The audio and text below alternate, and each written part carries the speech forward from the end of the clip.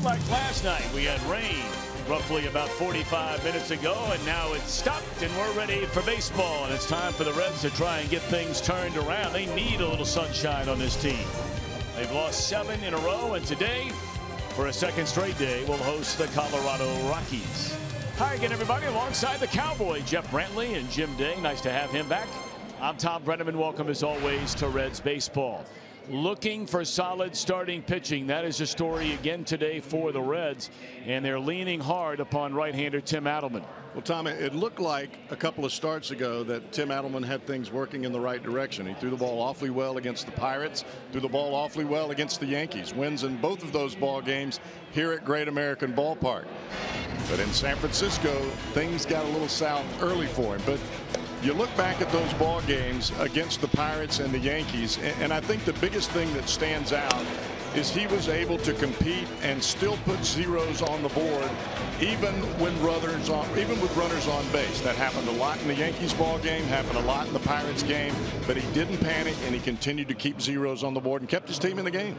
Now, we've seen a lot of young pitchers around these parts in Reds country the last couple of years. Today we get a good look at a very good looking young pitcher, Antonio Senzatella, off to a great start here for Colorado. 22 years old, a little awkward in his delivery, a little slow as he comes out of the windup, but a big fastball, and he will surprise you with the fastball straight over the top. He's got a breaking ball that goes with it that you just saw, working on a changeup. But I think the biggest asset, at least from his manager's Buddy Black's standpoint, is he will challenge the strike zone. 6-1 for a 22-year-old rookie. I think he'll take that all day long. And I think he'll take this all day long. Run support, IGS bringing the energy, the Colorado Rocky offense for this young man. Well, the Rocky offense is vaunted anyway, but you look at his numbers, even at Colorado, even on the road, they've been awfully good. You get runs early, all you got to do is relax and throw strikes. All right, when we come back, we're going to check in downstairs and welcome back Jim Day. He was under the weather yesterday, but ready to go today, and hoping that Billy Hamilton's ready to go today.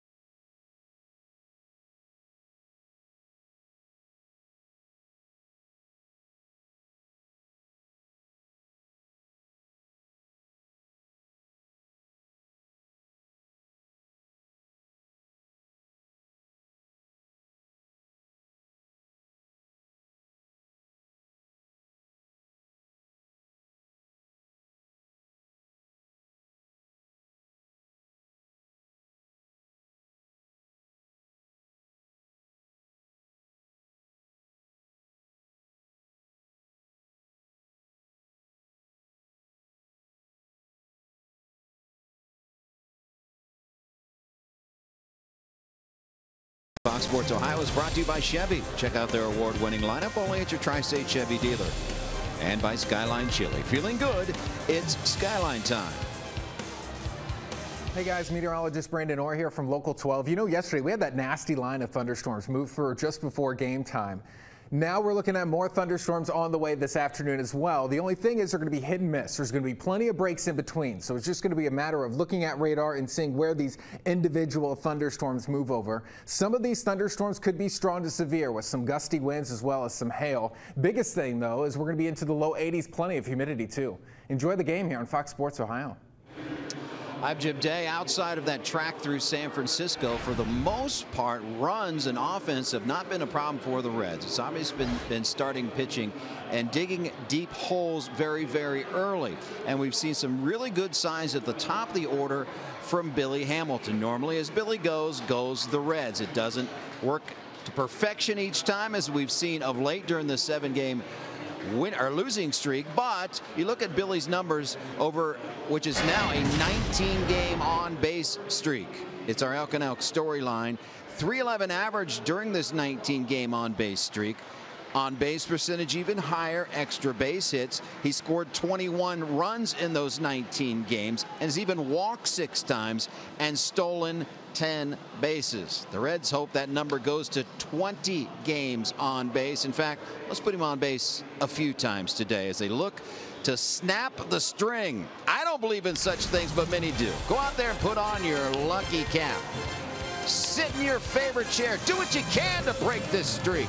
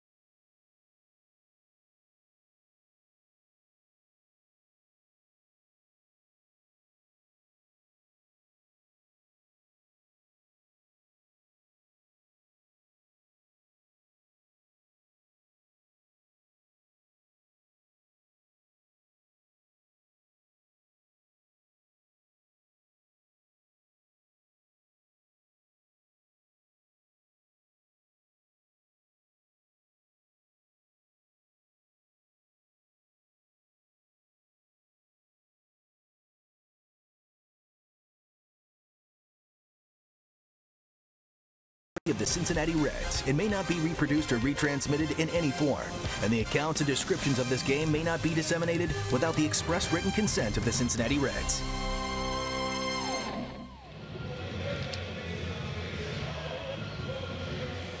On this Military Appreciation Weekend, the Reds are wearing their camouflage uniforms, and the 29-year-old who grew up in Connecticut, Tim Adelman, is taking the mound. Adelman making his 7th overall appearance, his 6th start, and he's facing a very good Colorado team. The best winning percentage in the entire National League, and their lineup presented by Menards. Blackman, LeMahieu, Arenado. Reynolds over at first. Carlos Gonzalez in right, and he and Desmond again in left. The latter third of Amarista, the shortstop. Walters catching Senzatella. And the numbers brought to you by Mazda on Tim Adelman. Well, it appears for Adelman, at least in his side session and here in the early throwing that we've seen, that he is over the issues that plagued him in San Francisco. It was a issue on the left side of his neck, not really the throwing arm, but bothered him immensely enough to take him out of the ball game after the first inning. Adelman, originally a 24th round pick by Baltimore in 2010. They let him go 2 years later. The Reds picked him up in October of 2013. Pitched in 13 games for the Reds a season ago, and here he goes with his start today. Steal right one to the center fielder Charlie Blackmon, and we're underway. Showed you the numbers on Adelman at home, a 2-0 record with an ERA of under 3.45. On the road is where he's really been hurt. He's been kicked around. An 0-2 record, an ERA of closer to 12. Well, he's home today, so let's hope he's comfortable here on this mound, because he'll need it against this vaunted Rockies lineup. You know the story. We talked about it during the pregame show. Was bothered by pain in his neck, lasting just 1 inning his last start last Sunday in San Francisco. Gave up 3 hits and 4 runs. Still 0-2 on Charlie Blackmon. Blackmon is off to a great start.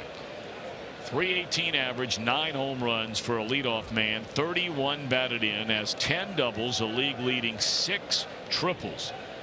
Was on base 3 times, scored 3 runs here last night, and they strike him out to lead off the game today.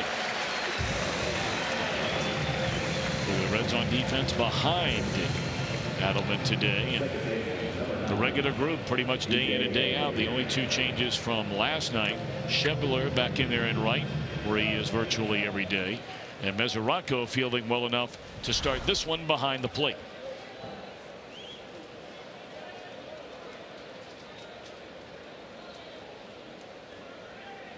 DJ LeMahieu, the Colorado second baseman, in their strike.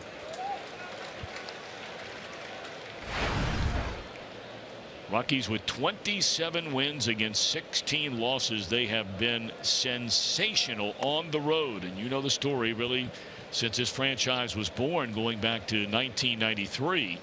They've always been a great home team, or at least most of the time very good at home, and they really struggle, especially on offense, on the road. That has not been the story so far this year. That ball driven hard into right and up against a wall, knocked down by Schebler's chest. It'll be a 1-out double by DJ LeMahieu. Well, I said this yesterday about LeMahieu. He likes to drive the ball from the second base bag to the right field line, and we pitched him away all day yesterday, and we're pitching him away obviously here early in this ball game.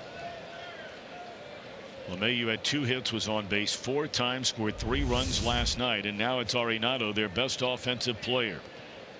2 hits, including a 2-run home run in the series opener. Colorado scored 8 runs and 9 hits in the 6th inning last night to take a 2-1 game to a 10-1 game, and wound up winning 12-6. And this guy at the plate right now, Tom, is major danger in the first inning. You hit over 500 in your first at bat of a ball game. You better be careful if you're Tim Adelman.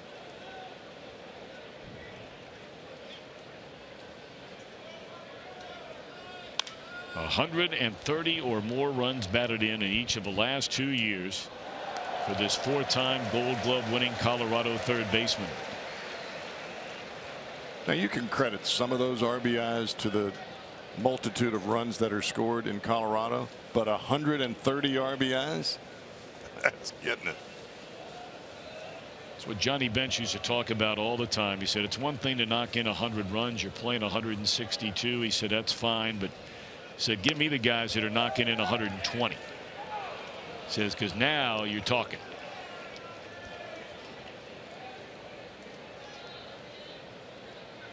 And the thing about Arenado is he doesn't just hit mediocre pitching. He hits it all.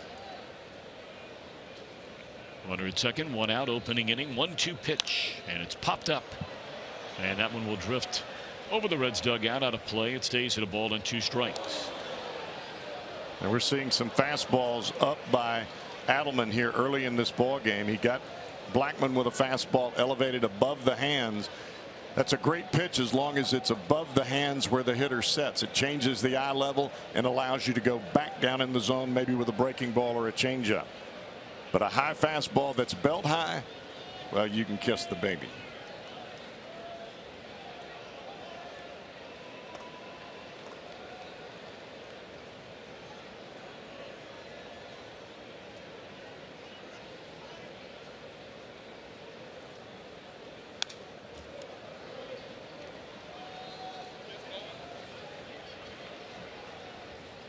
You know, these are the situations where, as much as the Reds starters have struggled, a lot of their problems have been created by, quite honestly, the inability to just put hitters away.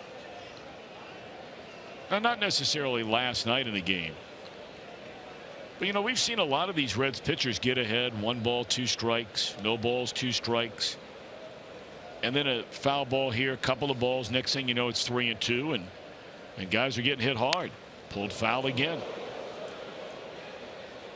Now Adelman has not had a hard time putting people away. When he gets them to 2 strikes, in 42 at bats, he's only allowed 5 hits. That's a 119 average. Well, he came in with a fastball there. He may come back with the curveball away. Evidently they're going back in there.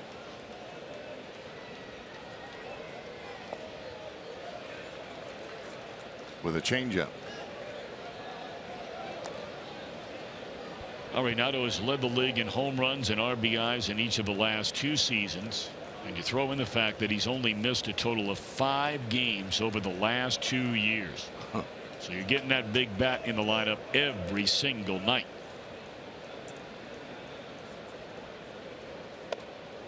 So here's what we're talking about. You're ahead 1-2. You missed twice on pitches nowhere near the zone. And now it's full count. Well, that was a curveball there from Adelman. It just came out of the hand a bit too early.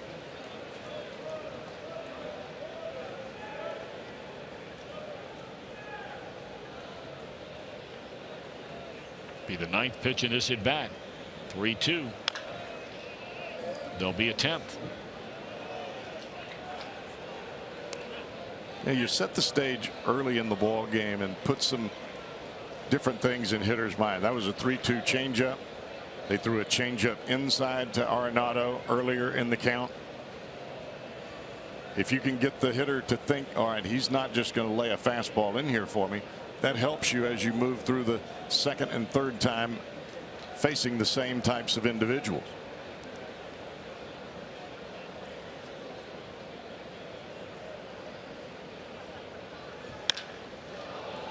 Is in the air to right field. Backing up Schebler will stay in the ballpark in the warning track. It's a 2nd down, and LeMahieu will advance on to 3rd base. So a good battle there, and Adelman comes out on top, at least in round 1. Well, there were some very weak swings, and you have to understand, a weak swing from Arenado is still a pretty good swing, but a little bit off balance on the first 2 pitches that were fastballs away from him. But yet the Reds did not go back to it until it was 3-2.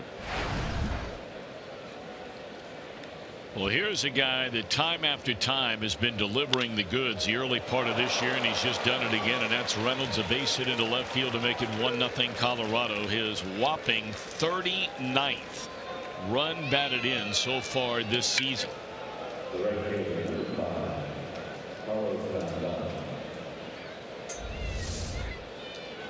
Reynolds is characterized as a swinger. If it's in the area code, he's hacking the majority of times. Not a guy that you have to throw a first pitch strike to, because he's going to swing the bat. And that's a fastball middle in. He didn't wait around for anything. And that makes him the league leader in runs batted in, 1 better than Ryan Zimmerman of the Washington Nationals. Strike 1 to Carlos Gonzalez. Reynolds was signed to be a backup player, part-time player.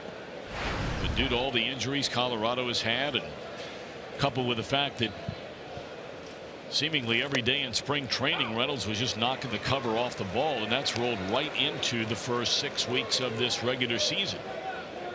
39 batted in, and better than a .330 batting average. Seizing the opportunity.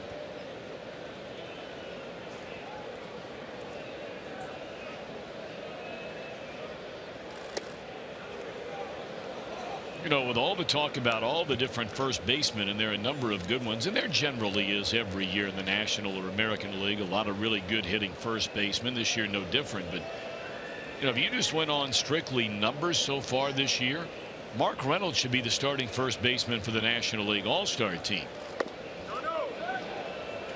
And there are a lot of guys to pick from, including the two that are standing over there next to each other.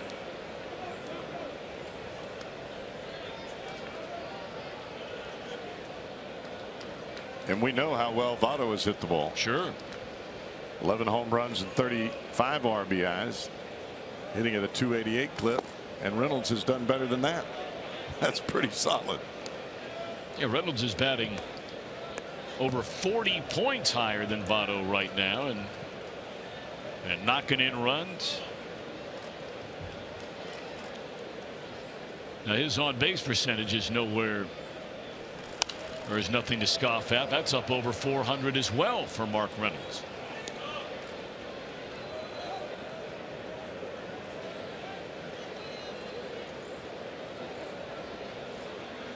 One of those other first basemen who certainly is off to a great start this year, but now his season interrupted for a long time, is Atlanta Braves first baseman Freddie Freeman.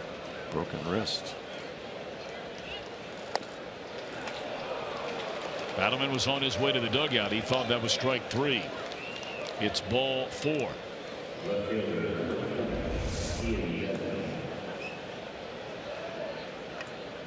Those are the at bats that you have a tough time understanding. You get a couple of outs in an inning, you get a hitter 0-2, and you end up walking him. That doesn't fly.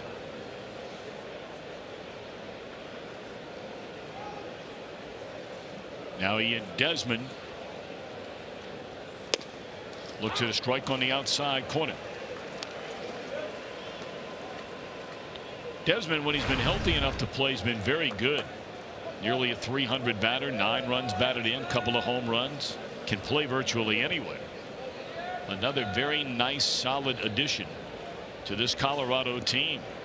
All those years in Washington, turned down a multi-year contract to stay with the Nationals, wound up signing a 1-year deal last year with Texas, had an outstanding year, and now coming into Colorado and trying to earn another big payday with a good year at the end of this year.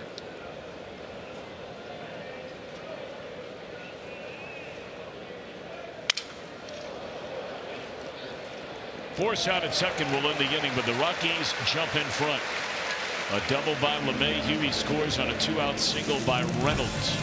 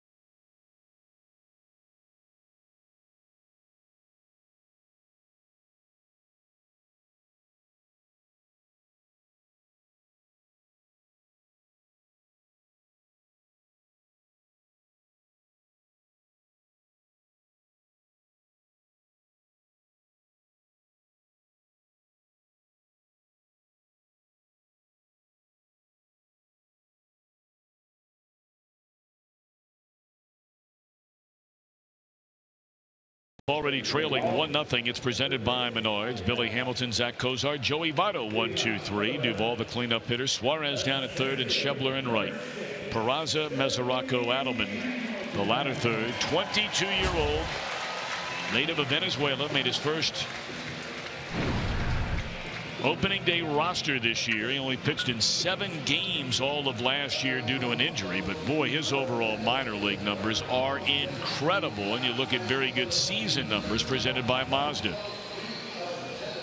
Evidently his fastball has quite the bit of late life. Very surprising for hitters, especially the first time through the lineup.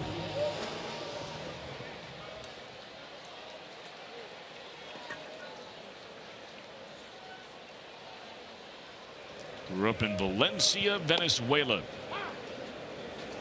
And the Rockies signed him as an international free agent in July of 2011. You know, we talk so much about young pitchers and they get the chance to come up to the big leagues, and it seems like more and more times you look at their minor league numbers and you're like, well, how did this guy earn his way to the big leagues? You don't have to ask that question about Senzatella, even with the injury last year. Since 2011, his minor league career, 41-19 the record.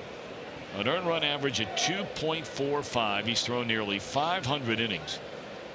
And his strikeout to walk ratio is over 3.5 to 1. And he's 22. Yeah, he was signed out of Venezuela as a teenager.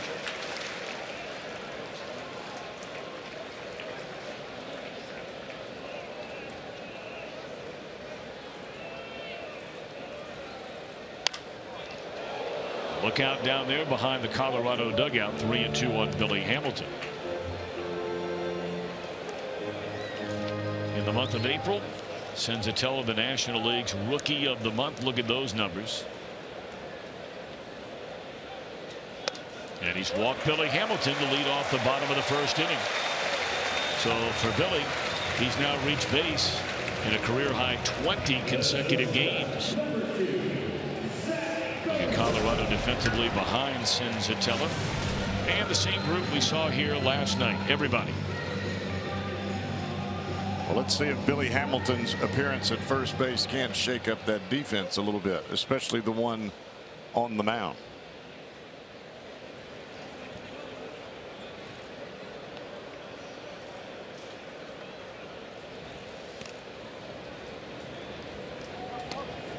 Billy, 20 stolen bases in 22 attempts, a league leader in both.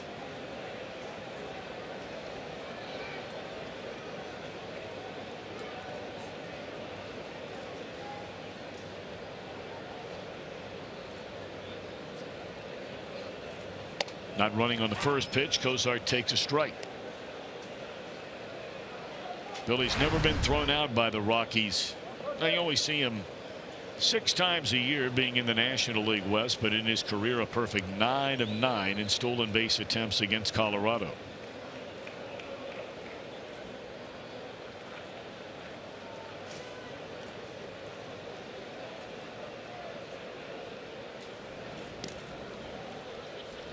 Now I'm amazed that Hamilton has the ability to take the lead that he does. When you look at his lead compared to other players, I mean, he is way out there and still gets back standing up.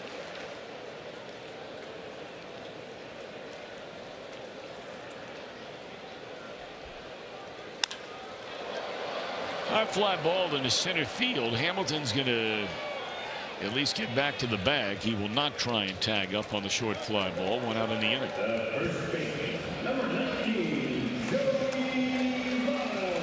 Mentioned Hamilton now has reached base safely in a career best 20 in a row.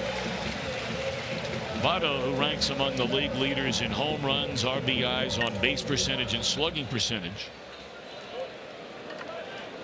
has reached base safely in 22 consecutive games.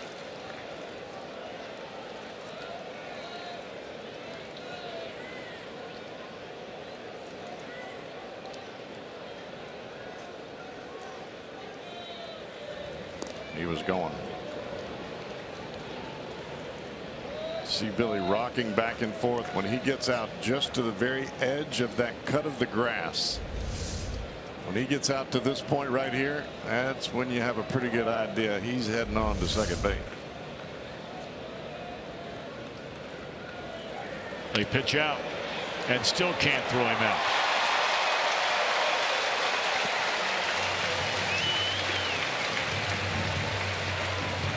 Number 21 for Billy Hamilton.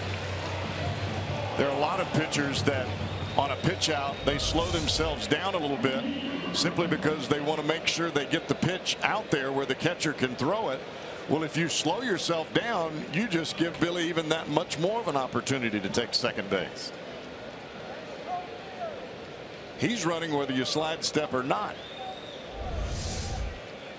So now the tying run out there at second base for Joey Votto here in the bottom of the first inning. Pulled the string on him there. Had him way out in front. 1 ball, 1 strike.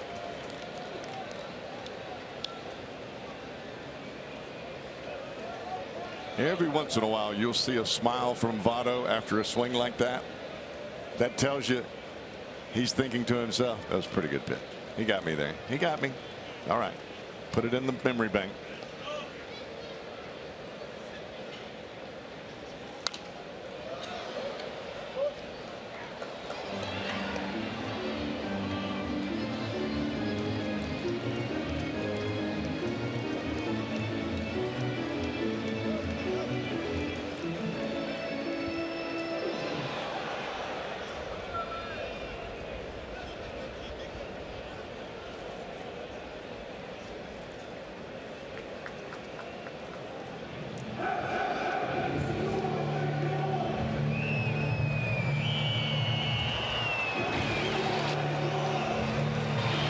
Time being anyway, it's turning into a beautiful Saturday afternoon. Temperatures really cooling down a lot like last night after the rainfall this afternoon.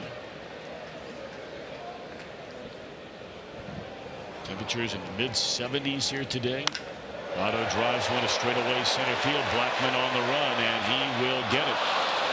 Leaping into the air and making the catch. Hamilton able to scramble back and advance on to third. What a big play that is by Blackmon. That ball stung by Votto.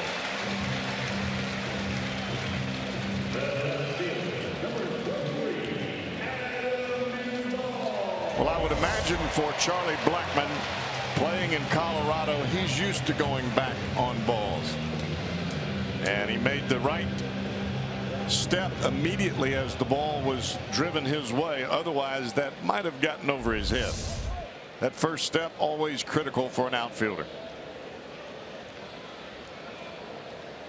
Now the Reds need the 2-out hit by the cleanup hitter Adam Duvall. Tying run at third base. 2 away here in the first inning. Strike 1.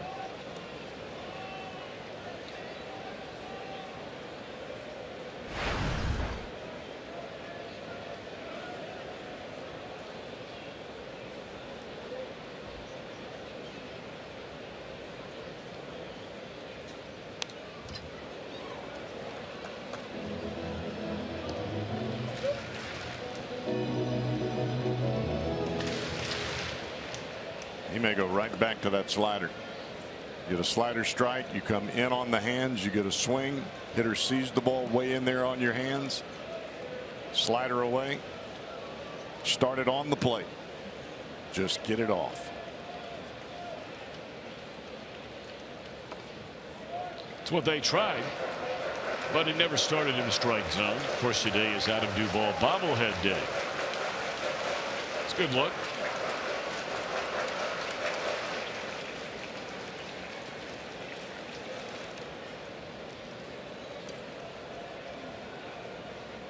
They even had his shin guard on the front foot on the bobblehead. They're very on top of their game. They don't miss much around here. 1-2 on Duvall. Fastball away.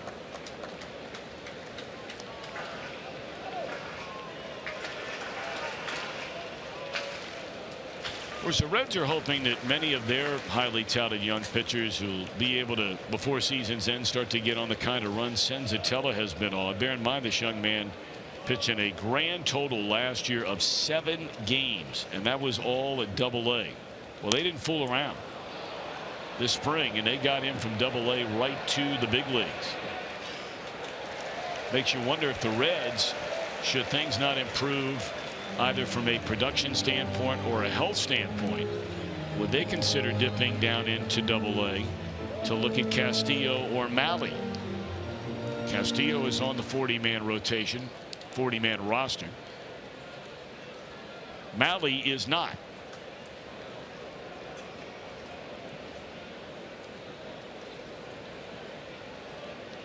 We're talking with a couple of scouts before the ball game, and one reminding us that Clayton Kershaw was brought up by the general manager Ned Colletti, despite the fact that many in the Dodgers organization at the time did not want Kershaw to make that move. This ball down the right field line and out of play, foul.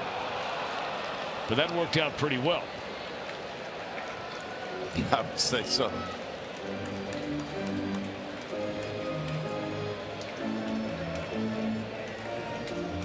You know, the team that used to bring players from Double-A to the big leagues more than any other that I can remember, it's not to dare suggest that over in the American League, where we're not around many of those teams, there's not somebody out there that has done it as much. But the old Montreal Expos used to do it all the time.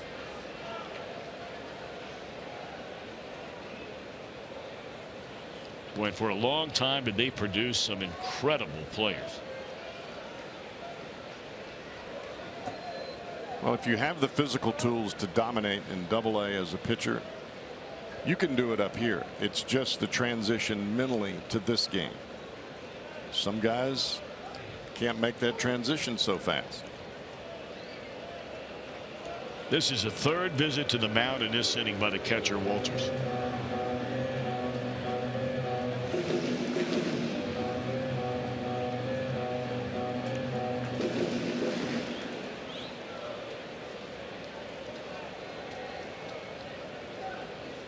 You can see Buddy Black.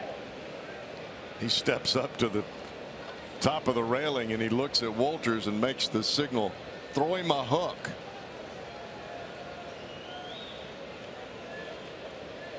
See if he does.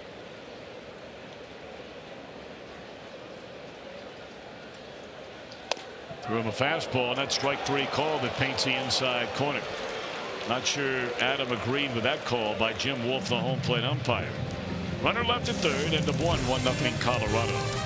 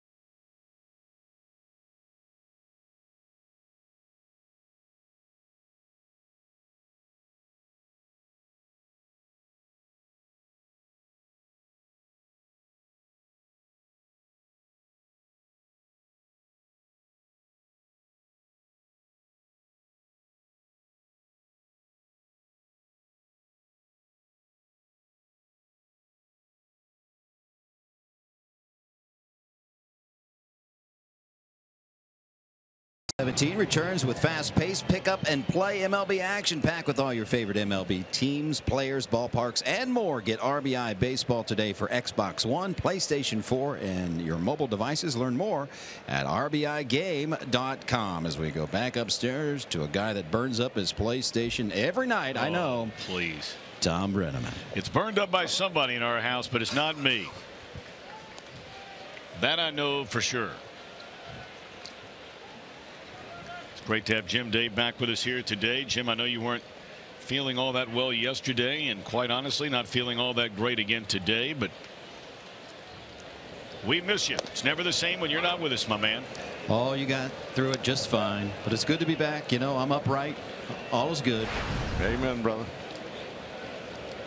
Amen is right. Here we go in the second inning, and Amarista had the best inning of his career yesterday. Yeah, he did. He knocked in 4 runs in 1 inning. He came into the game with 1 home run and 6 RBIs this entire season. He hit a 3-run home run and had an RBI single in the same inning. I like how you put that. Best inning of his career. It's his ball hard. It'll hang up long enough for Billy. 1 out. See, Amarista was always a really nice little player in San Diego. And don't take my word for it. All you have to do is ask the manager, Bud Black, because when he took over in Colorado, he said, I think this guy can help us. And he has. He's versatile. Puts the ball in play. Doesn't strike out a whole lot. I don't think he's going to hit 341 all year.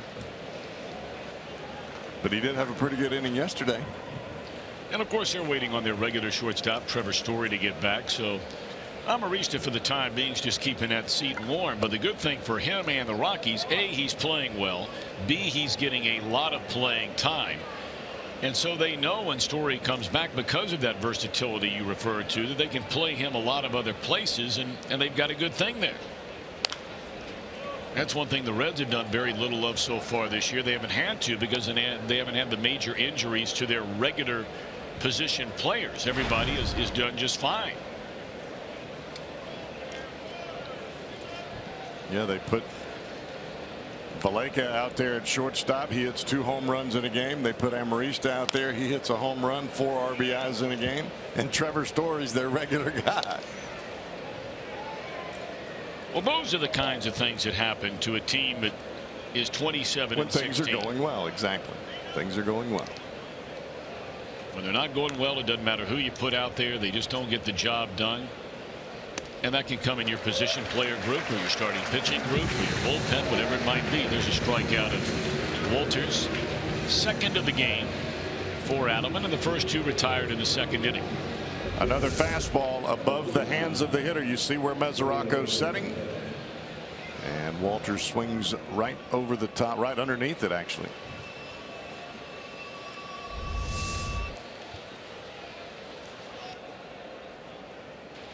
Senzatella, 2 of 16 as a batter so far this year. Strike 1.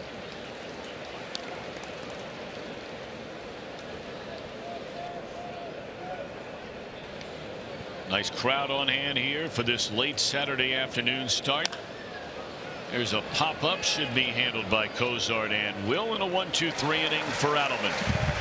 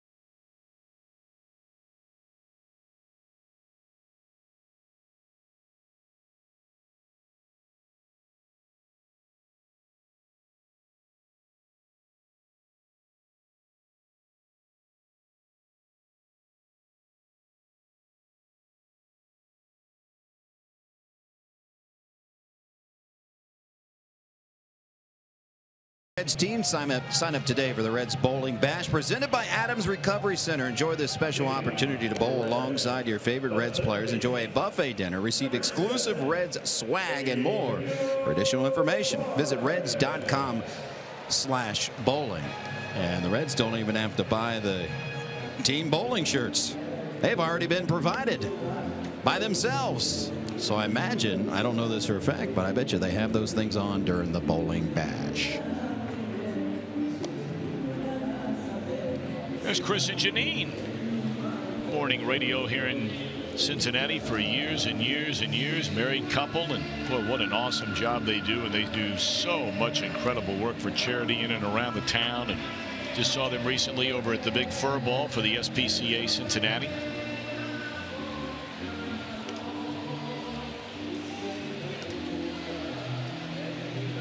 Now, Jim Day, I would imagine you're going to be part of that bowling show.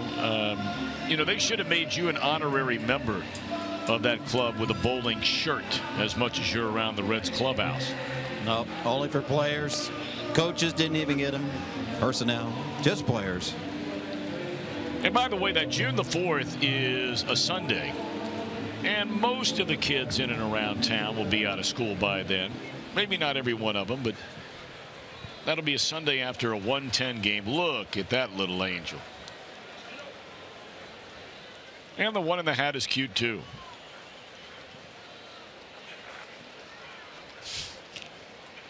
Seeing if you'd pick that up, cowboy. I'm not saying anything. It's like one of my favorite lines from that Batman remake movie where Jack Nicholson is the Joker. And they're standing there, the Beauty and the Beast, referring to him and the pretty girl, and he said, if anybody ever calls you a beast, I'll have him killed. It's a great line. Jack Nicholson.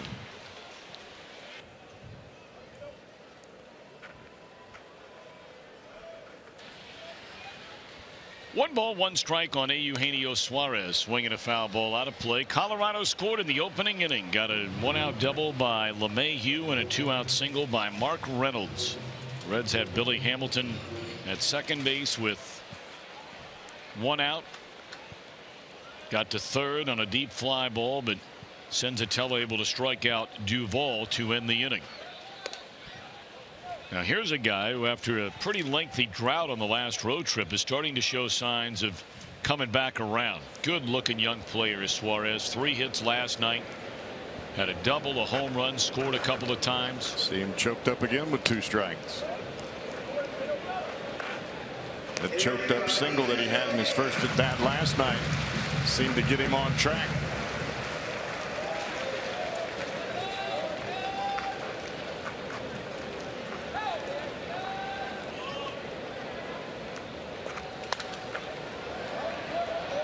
Well, if you sit there and watch one of the game's very best hitters, if not the game's very best hitter, if he can choke up with 2 strikes, then why wouldn't you consider it?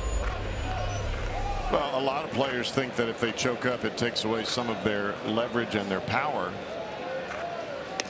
And Barry Bonds used to choke up every single time he came to the plate, whether it was the first pitch or the last pitch.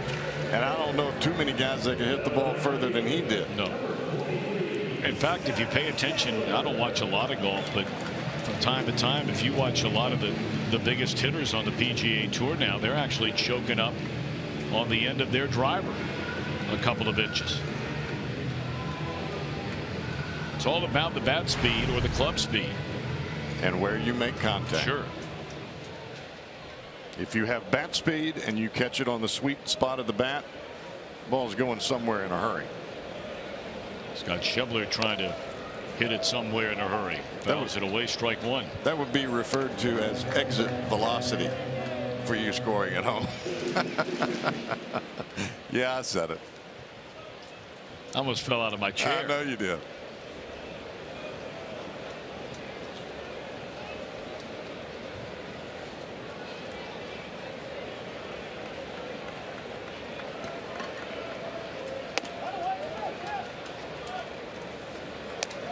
I don't know what it is about the pitcher hitting and the following inning but it just always seems like maybe it's because the hitter's concentrating on trying to hit the ball. He's got to run the bases. He comes back in. He's got to hurry up. He doesn't quite get settled down. But that following inning, he's always susceptible. 1-1 on Schebler. And now ball at 2 strikes.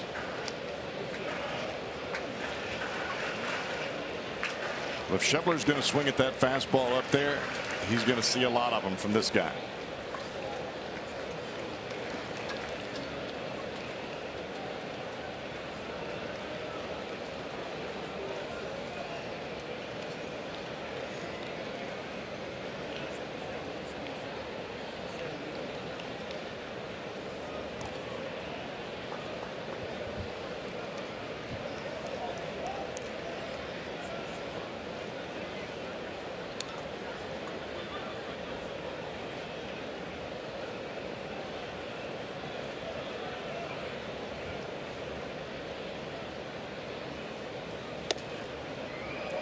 Yeah, you can see the chain on Cincinnati around his neck.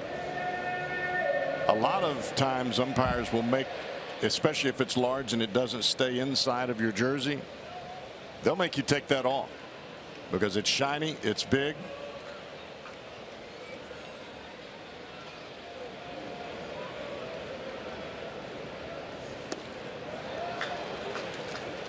Well, he came with a 95-mile-per-hour fastball, just as you suggested, Cowboy, up in the zone, and again Schebler chases it, so that's a second strikeout. Well, if you're proud of your fastball, and Cincinnati is definitely proud of his fastball, you get a hitter to chase the pitch up above his hands, you will continue to feed it to him. You may change the eyesight, set the ball down in the strike zone, and then go right back up for the strikeout, and that's exactly what Cincinnati does there. Jose Peraza, an even .250 batter with a home run, hit his first home run, and it was a monster home run here last night. I mean, he just tagged that ball well into the second deck down the left field line, a 2-run home run in the 8th inning. Most of the stuff that we've seen Peraza put in play has been soft stuff into short right field or short center field, a lot of bloops. Almost careful hitting instead of aggressive hitting that we saw in spring training. And what we saw last year was aggressive hitting. He hit up over 320 and really attacked the ball with some pop in the bat. I think this guy can flat out hit. Now maybe he's not quite comfortable yet. Maybe it's just trying to get used to being the everyday guy. Maybe he feels a little bit of pressure with the trade of Brandon Phillips, and he was handed the job. Pressure's from the neck up.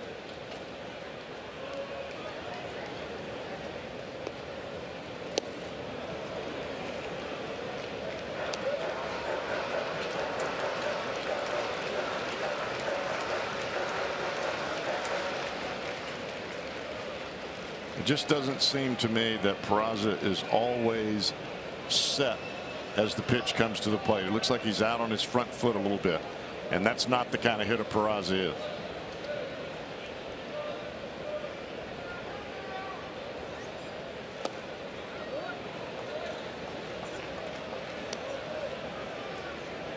I think sometimes for a hitter there's a difference mentally between saying, okay, I don't want to strike out, and I want to drive the ball. That's two totally different ends of the spectrum.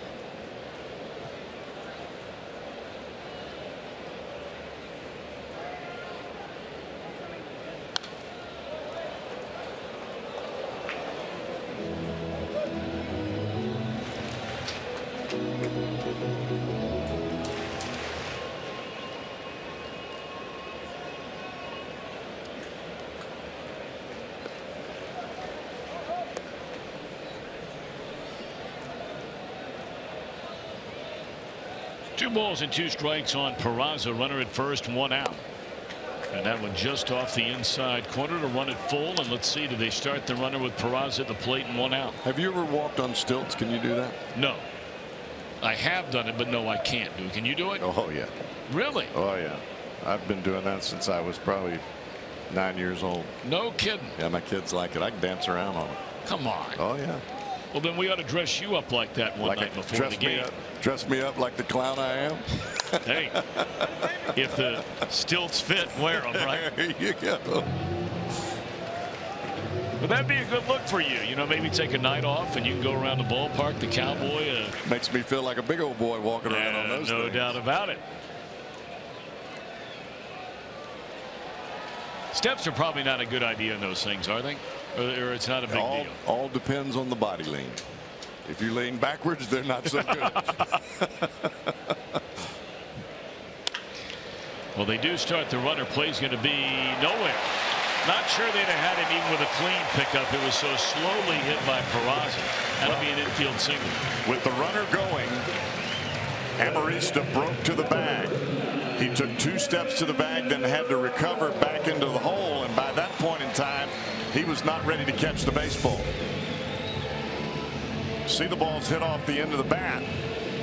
But Peraza, watch Amarista come back into your picture. He's running back towards the left field line.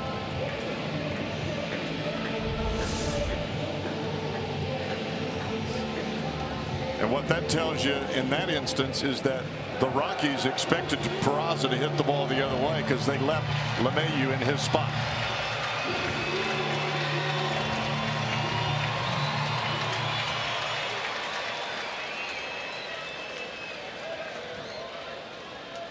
Well, it was initially ruled an infield hit. It's been changed to an error on Amarista. So first and second with 1 out in the inning, and there's Devin Mesoraco back in the lineup for the first time in nearly a week. Bothered by a tight hamstring. Of course, over the last 2 years, Mesoraco virtually has missed each of the last 2 seasons. Had his shoulder operated on and each of his hips operated on.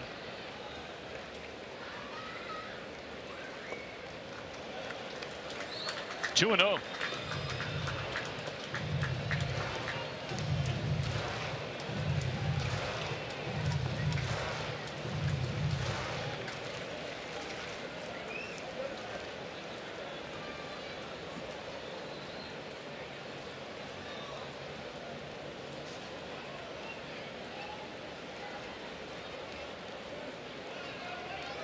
Boy, you look at these Colorado infielders. They are just hands on knees, back on their heels.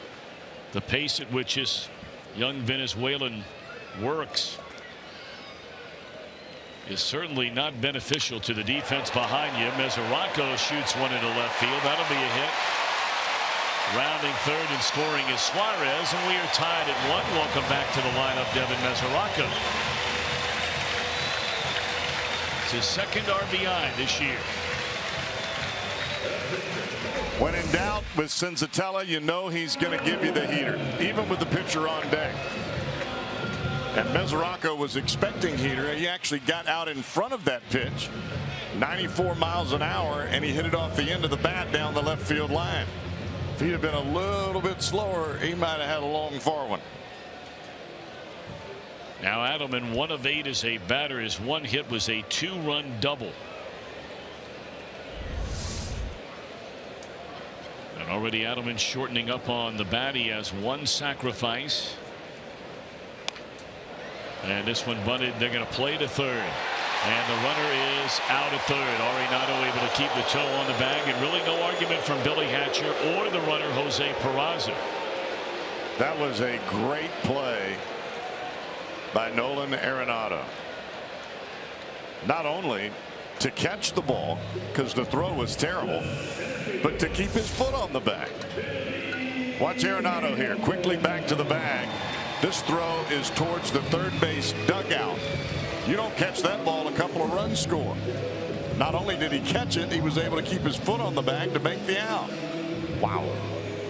It's one of the reasons that young man's won 4 straight Gold Gloves down there at third base. He is the best in the business. Either league, most people will tell you. And that's a big out. So 2 away, 2 on, and here is Billy Hamilton. Pulled foul.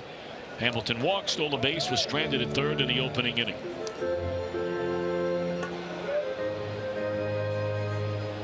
Against right-handed pitching over the last week, Hamilton Has 7 hits in his last 15 at bats. That's hitting as a left-handed hitter.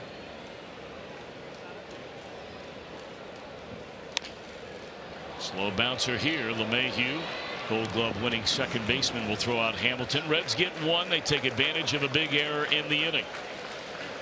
After 2, it's a 1-1 game.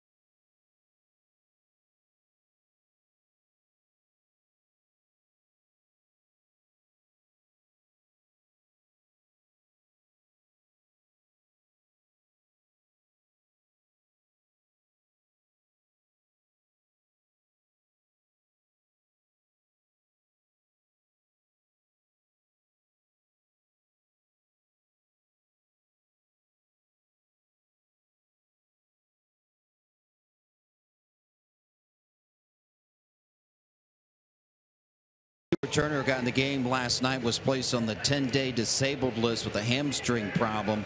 The Reds will go with 4 bench players because they need some bullpen help. Asher Wojciechowski was selected from AAA Louisville. Also, Nefi Aganda was transferred to the 60-day DL. But the Reds bullpen been well documented, the innings that they have put up. And Brian Price had some interesting comments before today's game about extra innings. There's been a lot of talk around baseball about capping somehow extra innings. Now, it may never happen at the major league level because of the baseball purists out there, but he wonders, will it come to a head soon at the minor league level? Gentlemen, Louisville played an 18-inning game last night, the AAA affiliate for the Reds. So bringing up Wojciechowski helps the Reds, but it cripples the Louisville team. So the question is, does it make sense to play extra innings on the minor league level? It helps no one. Well, I tell you what, you're going to get people debating, and you brought it up. The old school people are not going to buy into it. But I'll tell you one thing, and all I know is I go by what the eyeball tells you. When we played in San Francisco last Friday night, as each inning passed, there were fewer and fewer and fewer and fewer people who cared about the outcome of the game. There were 43,000 on hand, and starting about the 11th inning, every time the Giants would make the final out in the bottom of the inning, 1,000 people would leave, 2,000 would leave, 3,000 would leave, and by the time that game came to an end, so it tells you, for your consumers, who are the ones paying the price, are they staying to watch the game the longer and longer? Is there an excitement and anticipation to it that would make them want to stay? Forget a school night. This was a Friday night.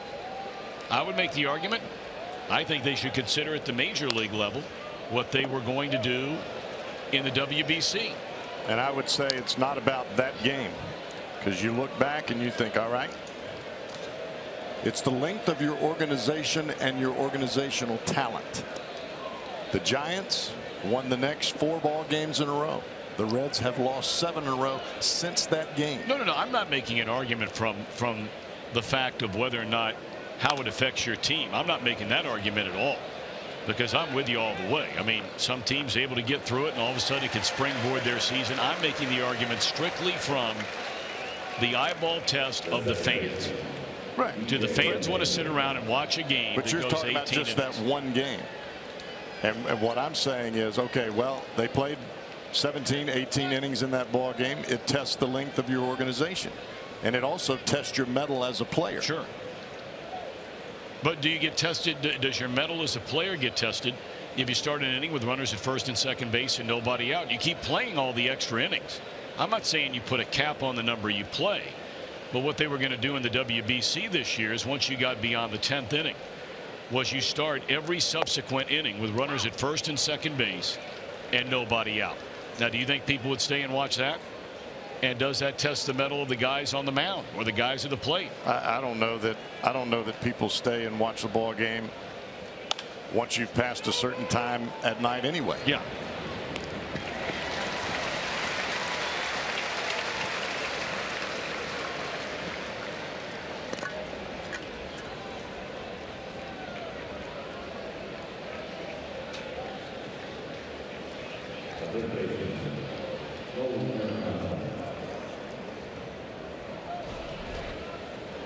Here comes Nolan Arenado, and he is our mini countryman player profile. A couple of Silver Slugger awards we mentioned. He's won 4 straight Gold Gloves, has led the National League in runs batted in each of the last 2 seasons, and then he decided to play for Team USA in the World Baseball Classic, and of course they would win the gold medal in the WBC this year.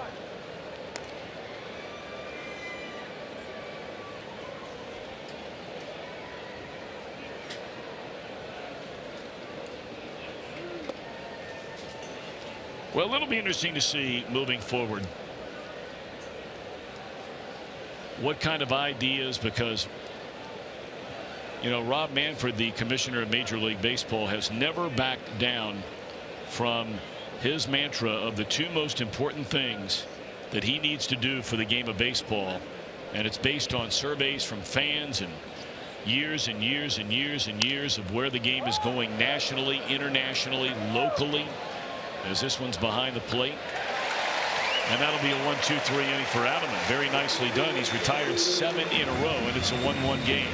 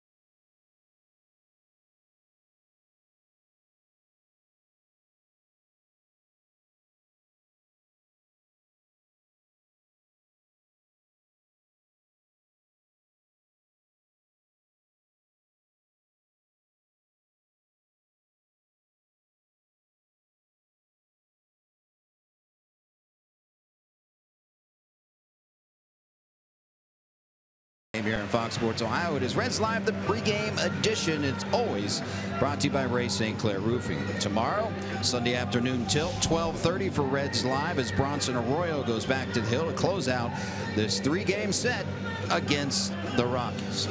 Gentlemen, that was an interesting conversation about what will happen perhaps down the road in Major League Baseball as far as the extra innings goes. But I do want to clarify, when I was talking about Brian Price's comments, he was saying it may come to a head soon in the minor leagues. I'm not sure how he feels about the major league level, but again, Louisville played an 18-inning game last night, and he just doesn't think that makes sense for anyone.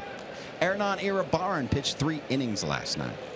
I mean, obviously in the minor leagues, you're all about development and trying to get guys prepared to move up the next, to the next level, or ultimately leading to the major leagues. And so playing that many innings in a minor league game is certainly a viable argument about why you might want to reconsider. I was starting to talk about the mantra of Rob Manfred, the 2 areas he's most concerned about. One, the age of those that watch baseball and the demographics of the game, of those that not only buy tickets but most importantly are watching the game on television. And of course the second thing, which he has talked regularly about, is the pace of play.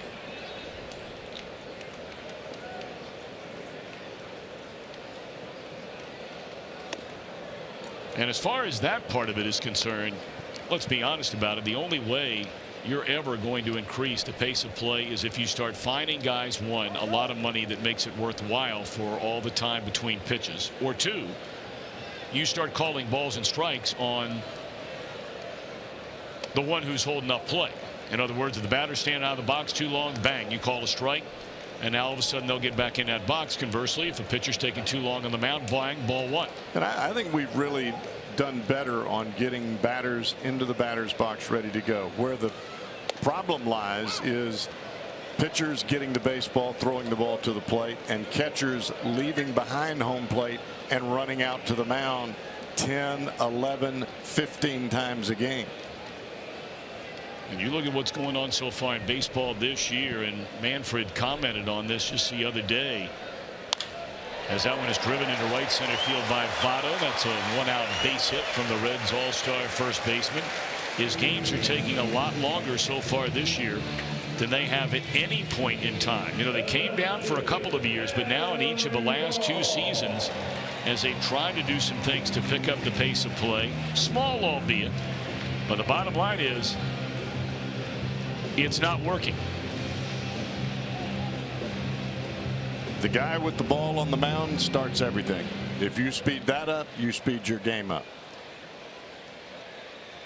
All that walking around and looking at the baseball, that's just nervous energy. Get it and throw it. Strike 1 on Adam Duvall. If you're not good enough, the hitter will tell you anyway.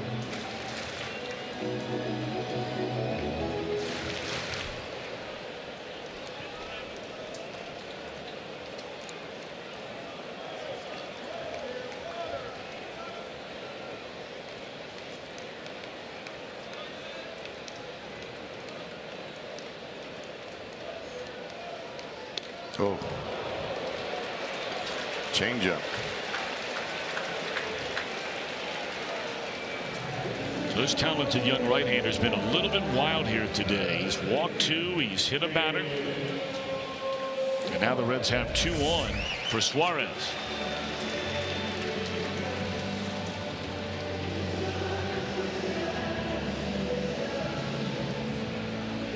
And yet another visit to the mound. That's another area, Cowboy. I mean, we've already seen 5 visits to the mound in this game by the catcher, and we are in the 3rd inning of a 1-1 game.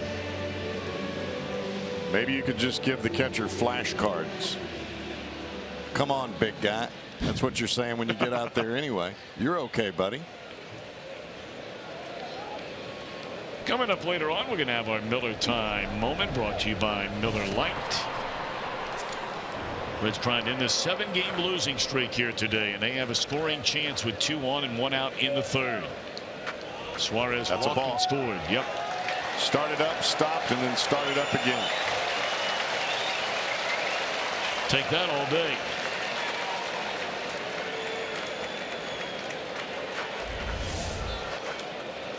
You start and stop and then start again. That's not going to work. That's when you don't get the sign right from the catcher. He puts down a sign, a series of 3 signs with a runner at second base. You see the one you like, you start up, and the catcher keeps putting signs down, and you stop waiting for him to finish. You're in trouble. Now let me ask you a question. The catcher had just gone out to the mound. That was the first pitch in the at bat. Would a catcher normally say, let's start this guy out with a breaking ball? That's why I was saying I think the catcher just went, hey, don't worry about hitting him with a changeup. Come on, buddy, you're all right. There's only so many times you can say that. Come on, buddy, you're all right. You can yell that from home plate. It's already the 7th balk this season charged to this Colorado pitching staff, and that is the most among all National League teams. You see the league average is 2. So second and third with 1 out, 2-0 on Suarez.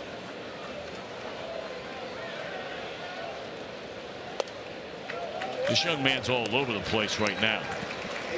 Well, when you're 22 years old, you hit a guy with a changeup, your head starts to spin rather quickly. You see the ball, now all of a sudden the heartbeat comes in. I got runners at second and third. I've only got 1 out. I got to make some pitches. Now the Reds really need to up the pressure. The way Suarez is going right now, we talk about this regularly over on the television side, and how some guys like to hit 3-0. Some guys don't like swinging 3-0 at all. I'd have lost a lot of money on that bet the way Suarez has swung the bet the last couple of days that he'd be swinging 3-0. Well, I think the reason he wasn't swinging there was what you were mentioning earlier, that Cincinnati is just having a tough time throwing strikes. There's ball 4. 3 walks, a hit batter. The Reds have him loaded for Schebler, who struck out his first time up. Now the catcher's back to the mound. Yep. That'll bring Steve Foster, the pitching coach for the Rockies, to the mound. And for those of you wondering, yes, that is the former Reds reliever Steve Foster. Teammate of mine here.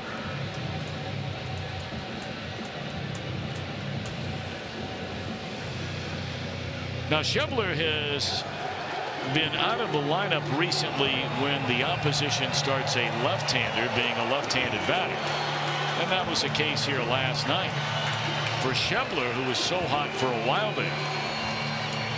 Right-handers have been the problem. He does not have a hit against a right-handed pitcher in his last 13 trips to the plate. And the last time up, Cincinnati ran that fastball up out of the strike zone. High fastball up about the hand high. We'll see what he does here.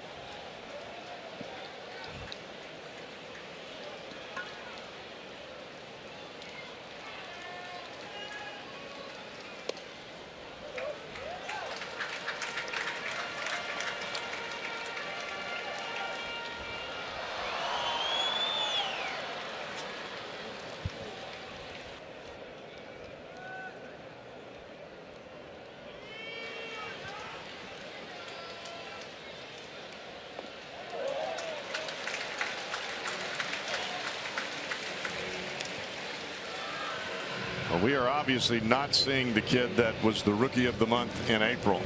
He is having a really tough time with fastball command. Slider and changeup, not really his forte as far as go-to pitches. But when your go-to pitch is a 95 to 98 mile-an-hour fastball and you're not getting it over the plate, that's trouble in River City. That ball stunned by Schebler the other way, and it will back up to the wall to make the grab. Ian Desmond tagging and scoring is Votto, and he just missed, clubbing an opposite field grand slam. He does give the Reds their first lead of this game.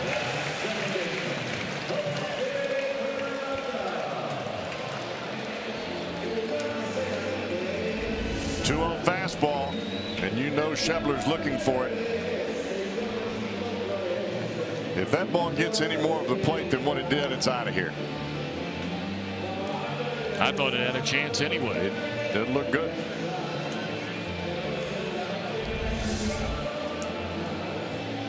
All right, so 2-1 Reds here in the bottom of the 3rd inning. And now Peraza, he reached on an error by the shortstop Amarista an inning ago.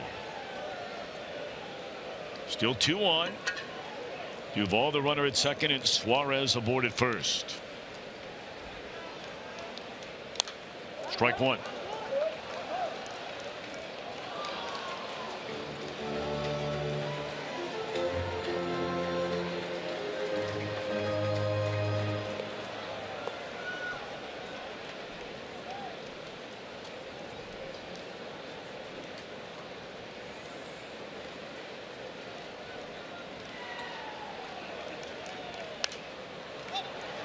That appeared to hang up there in the middle of part of the plate, but it was a bit out of the strike zone.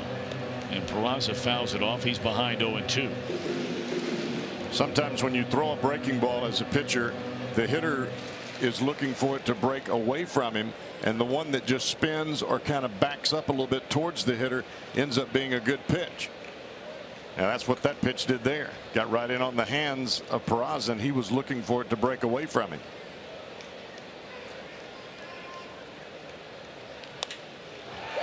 And a base hit into center field by Peraza. That will score Adam Duvall. 3-1 Reds. Big 2-out hit from the Reds second baseman Peraza. That was a great piece of hitting. That slider was down and away from Peraza, and he went out and got it. 2-strike pitch. You could see the catcher going down to block that pitch, and Peraza got it before it ever got to the catcher.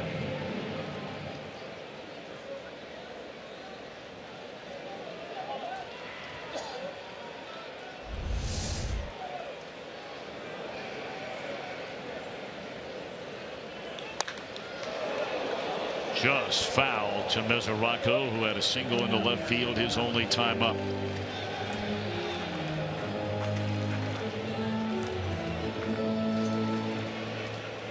Mesoraco is coming to the plate searching fastball, and if he gets it, he's getting the barrel to the baseball. The slider and the changeup right now, he's a little bit in between. You try to rush that fastball up there, he's going to get it.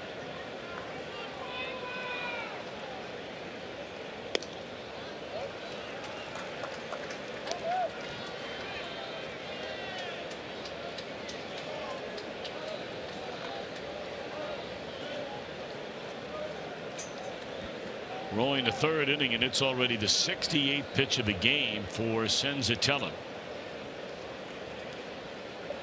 who's hit a batter, walked 3, allowed 3 runs and 3 hits. Down the right field line and bending out of play.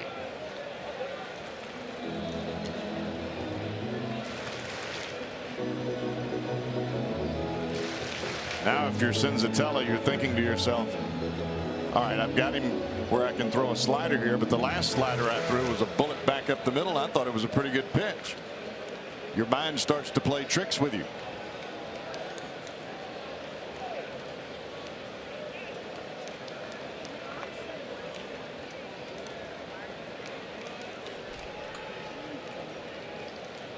Two on, 2 out, 1 ball, 2 strikes. Nowhere near the strike zone with a fastball.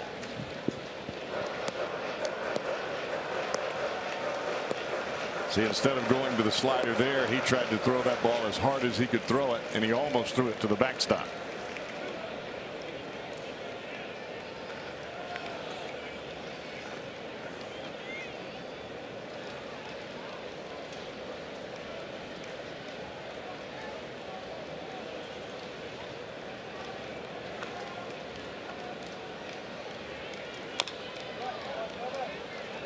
Boy, he does not want to throw a breaking ball. Wolters gave him breaking ball twice. Senzatella shook it off twice and came back with yet another fastball.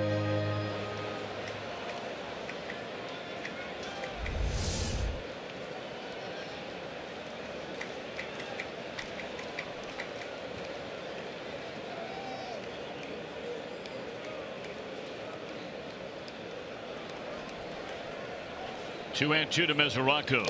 Struck him out on another fastball at 95 miles per hour. Reds get 2 to break the 1-1 tie and lead 3-1 as we're off to the 4th.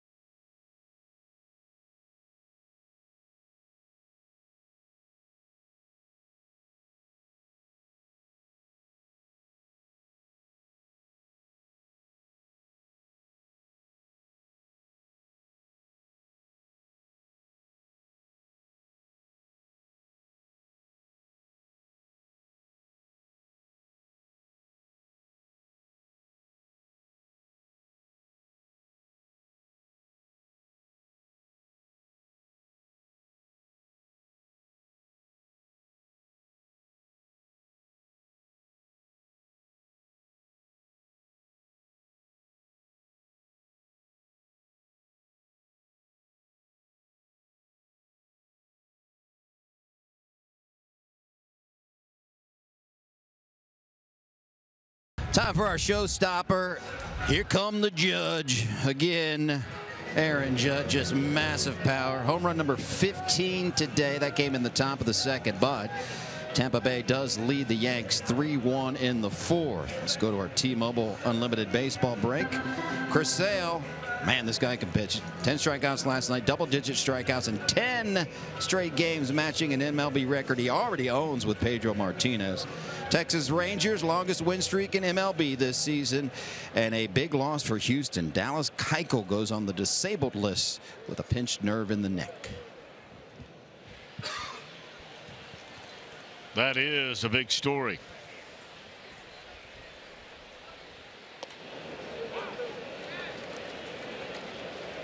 Hey, the biggest one there was Keuchel going on the disabled list, because when he went down last year, the Houston Astros went down with him. And it's interesting to note, even in that record-setting performance by Chris Sale last night, the Red Sox lost the game to the Oakland Athletics.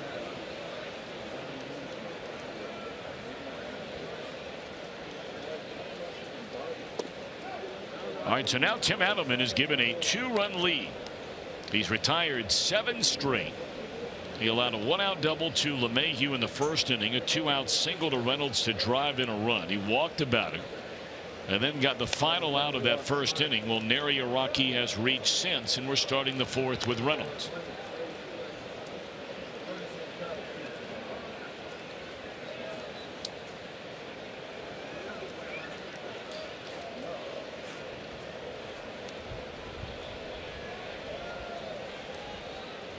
Bright sunshine on the field for the first time today. It's turned into a beautiful day, and there's a beautiful pitch by Adelman to pick up his 3rd strikeout.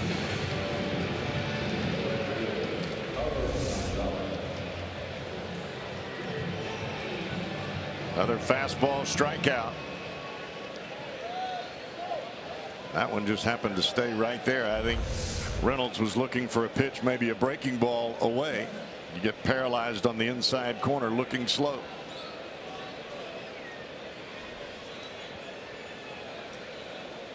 That'll bring Carlos Gonzalez to the plate. He walked his first time up.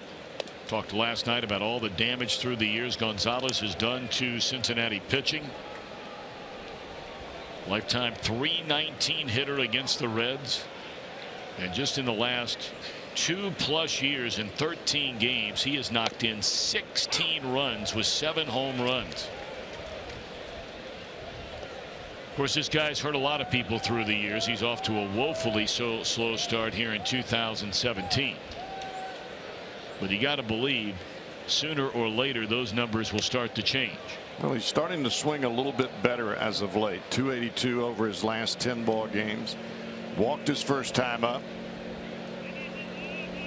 Start the season thinking everybody, you've got to carry the club.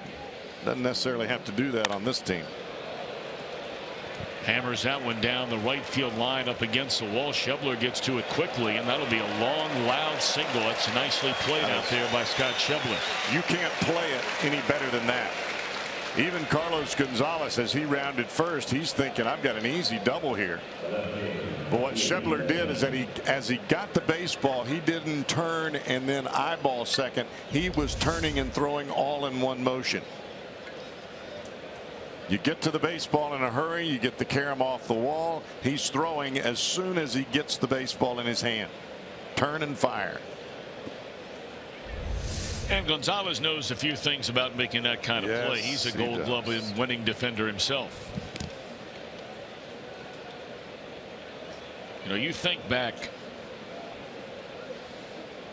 to the outfield the Arizona Diamondbacks had in their system, and what could have been for many years at the big league level, and they wound up getting rid of all 3 of them. You had Upton, #1 pick. Justin or BJ? Justin. Okay. The good one. Just checking.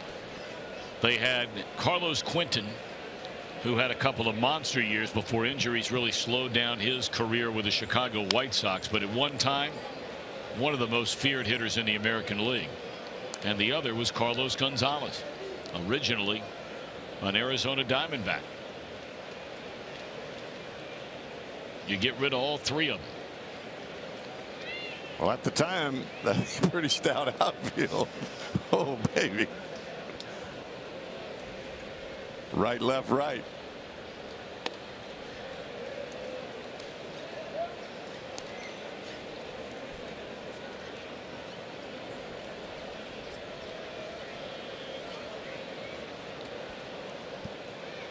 Amarista waits in the on-deck circle. Ian Desmond with a count of 2 balls and a strike. Gonzalez not the base stealing threat he once was. There was a time when he first came to the big leagues where he was a whole package of power, speed, defense. Looking into the bright sunshine, it is Duvall for the second out of the inning. Well, for Red, it's that home run sign out by the PNC Power Stacks. It says Red hits sign, fan wins Toyota. Wendell Cox from Butler, Kentucky will win that beautiful Tundra. And you can register for your chance to win. Just stop by your Cincinnati and or Northern Kentucky Toyota dealer.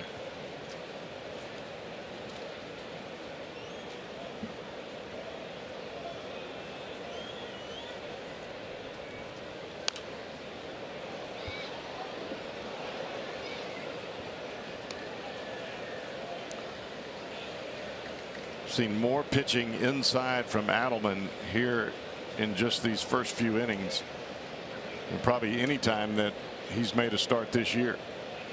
Trying to keep this Rockies offense from getting extended at the plate.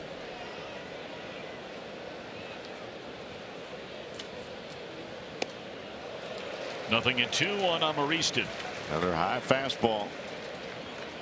If you get a club that's going to chase and they're going to swing and they're aggressive, that fastball up above the hands, that's a money pitch. As long as it's not 85.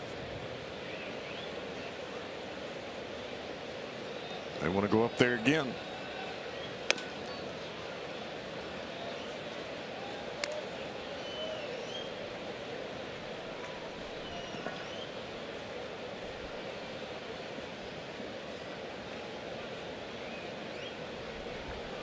And again, they want the ball up in the strike zone. At least that was a signal given by Barnhart. And Amarista chases it and fouls it off to the third base side.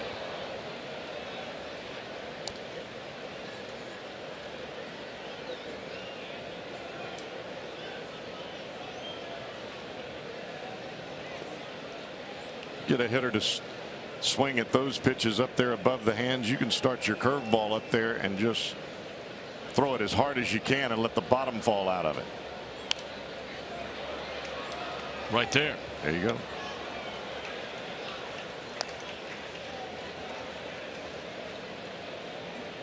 The only problem with that curveball is it stayed over the plate. If you bounce it, Amarista's in the dugout.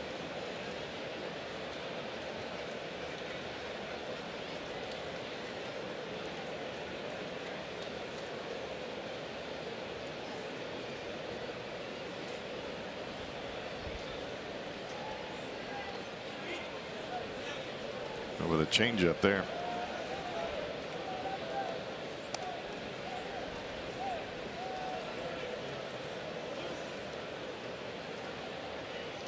Now this is a point in time for a pitcher. It's 2-2. You got 2 outs. You've gone far enough.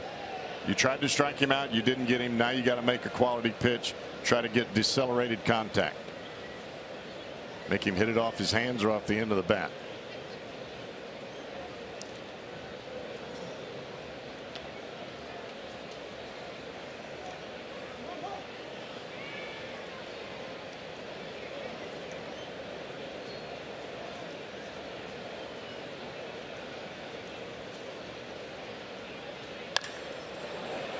That one driven into right center field, and Billy Hamilton cannot get it. A diving attempt. This will bring in a run. Gonzalez rounds third, and that makes it a 3-2 ball game. So that time Amarista able to get on top of that pitch up in the strike zone and hammers it into right center field. Did not get it high enough. If he's going to chase it early, he's going to chase it late. and you left it right at the catcher's mask. It's got to be above the catcher's mask in order to get it above his hands.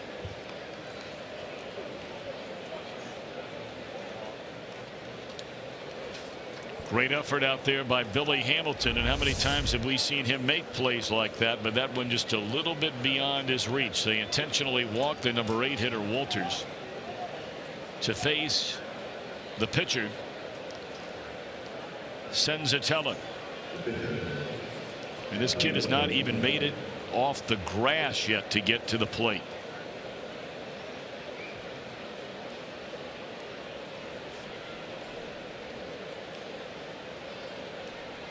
So now he's in there with 2 on, 1 in, 2 out. And it's a 1-run ball game.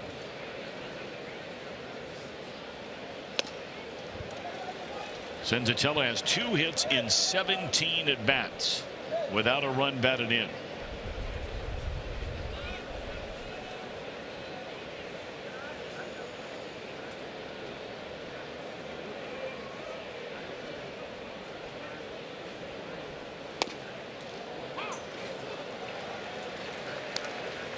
Adelman ahead of 0-2.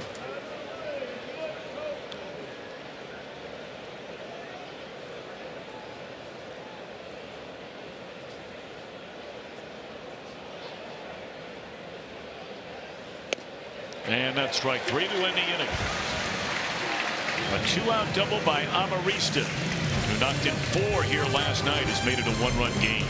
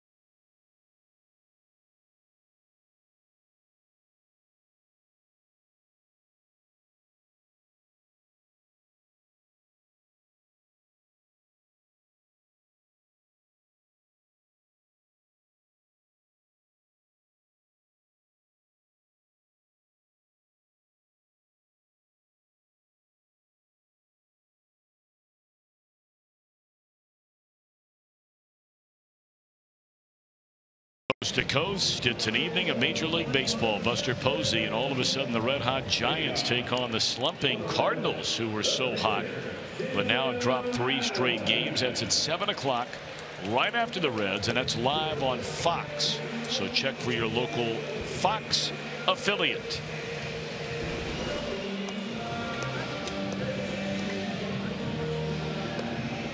It's turned into a beautiful late Saturday afternoon, early evening. You're in downtown Cincinnati. Temperatures in the mid-70s. Lots of sunshine right now. And the Reds have a 1-run lead as Adelman will lead things off against Senzatella in the last of the 4th inning. 3-2 ball game. Adelman was asked to put down a sacrifice and was unsuccessful. His first time up, a runner was thrown out at third place on a marvelous play at third by Nolan Arenado. Very difficult throw to handle from his pitcher. Well, someone in the Rockies dugout must have mentioned to Senzatella that he's not working at his normal pace, because these 3 pitches here to Adelman were quick and to the point. And you mentioned earlier that he was a little bit elongated in getting the ball, throwing the ball to the plate. Or you just watch the defenders. You know, even if you're not even paying attention to the game, if you just look around at the defense behind the pitcher, you can get a real good vibe of. And you can see him how now. They're doing. He's ready right now. So someone must have said something to him, because normally he works at a very quick pace. Get the ball, come into the plate. Billy Hamilton walked, stole a base, was stranded at third in the first inning. He stranded a runner in the second on a tapper to LeMahieu. Strike one. Look at him. I mean, he's right back on top of the mound.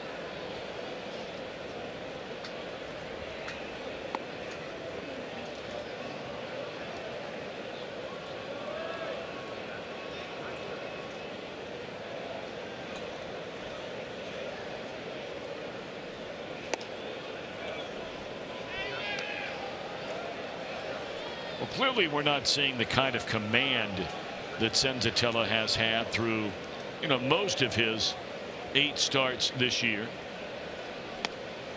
His strikeout to walk ratio is better than 2-to-1. Today he struck out 3 batters. He's walked 3. He's hit a batter. So not nearly as crisp, at least through the front 3 1/3 innings. And he has walked Billy Hamilton for the second time. And it's really been all about lack of fastball command. And normally for this kid, the fastball is his big pitch. That's normally his strikeout pitch, making guys chase fastballs up in the strike zone, but he's had trouble getting ahead with the fastball today.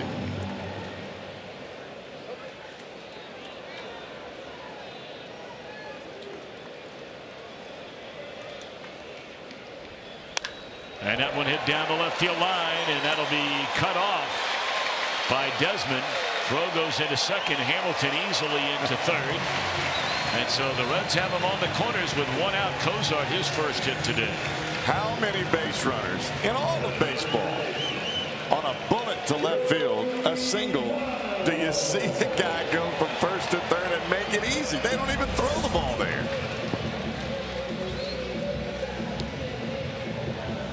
And it wasn't as though Billy was running on the pitch. He stopped. Now he comes from a dead stop. And Desmond has a pretty good arm and got to the ball quickly. He didn't even try to throw it to third. In fact, that's a really smart play by Desmond. That's where you have to know as an outfielder sometimes. We talk about base runners, knowing the outfielders, where they're playing, what kind of arm the outfielder has. But the same holds true for the guys in the outfield about who's on base. Because if he throws that ball to third, Cozart's likely to take second base, and then it really looks ugly. Well, I mean, here at least you give your pitcher a chance to roll up a double play ball and get potentially out of the inning.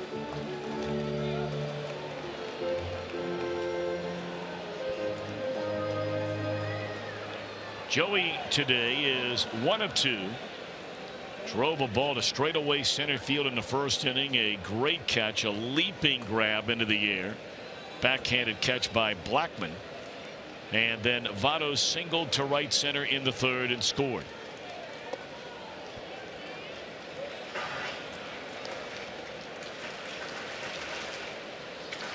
Russin, the left-hander, begins to crank it up in the Colorado bullpen. Senzatella has thrown a pile of pitches in this one, up over 80, and we are just 1 out into the 4th inning. Yeah, I would expect that Russin is getting ready for Schebler.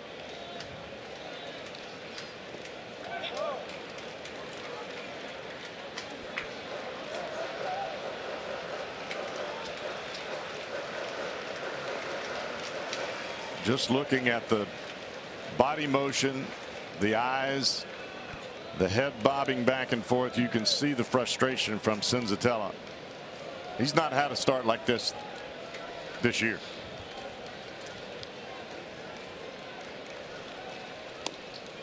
Good fastball there on the outside corner at 97, so he's still got plenty of ammo.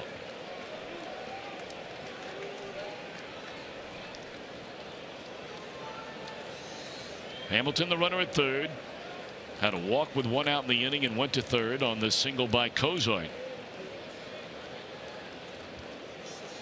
2-2 to Joey Votto. Oh, Senzatella wanted that call, didn't get it.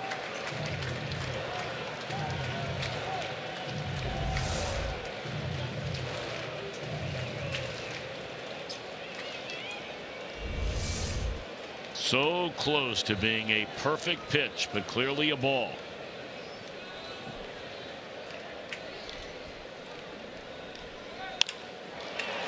Well, they're going to get one, they're going to get two, and that is a double play, and we go back to the throw from left field. Challenge that. Well, Brian Price is waiting. Brian Price threw his hand up immediately with Cozart sliding into second base. Tell you what, though, when the runner out there at second base has already taken off his helmet and given it to the base coach, that gives you a good idea that he knew he was out. And again, that goes back to the throw that was made by Ian Desmond out in left field. It is a double play. There is no challenge, and we are going to the 5th inning. Reds 3, Colorado 2.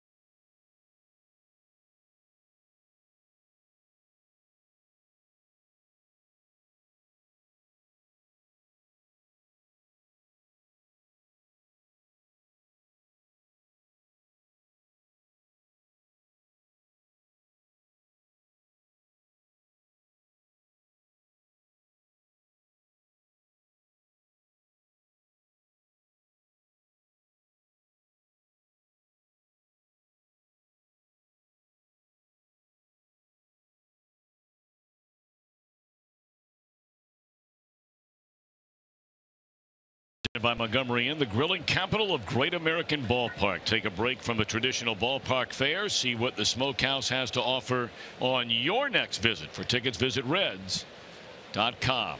I love their ribs. Oh, I know you do. I like their chicken. And I like know their you do. Pork chops. And I know you do.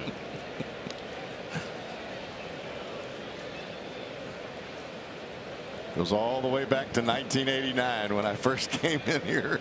That was one of the first places I ate in Cincinnati.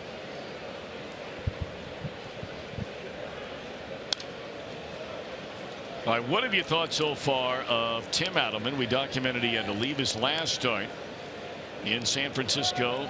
Felt some pinching in the back of his neck, which made him unable to finish pitches in his follow through. And here today so far, he's allowed 2 runs, 4 hits, 4 strikeouts.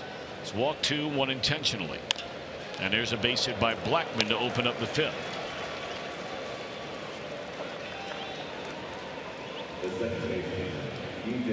Well, I think the key for Adelman here early in the ball game is his ability that he's shown to pitch inside and up. Got a big strikeout there up in the zone. The ball up and in right on the hands of the hitter. And when you have big swingers like the Rockies, you want to try to take a little bit of bite out of those swings and their aggressiveness. The only way you can do that is you pitch in and you pitch up. Then you use your other pitches down and away.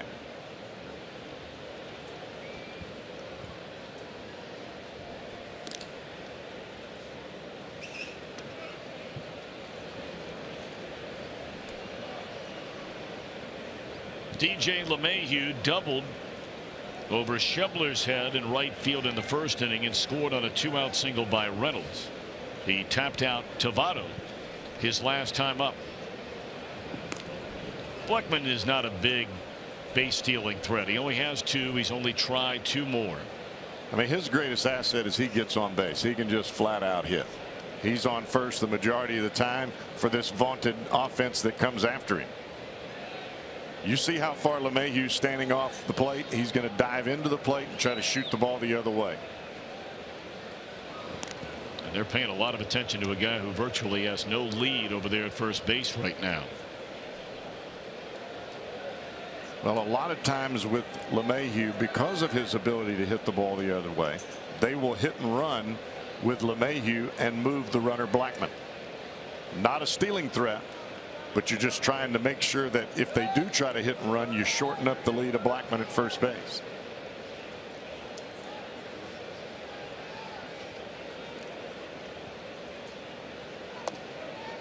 LeMahieu in between every pitch, taking a long look down at the third base coach, Stu Cole.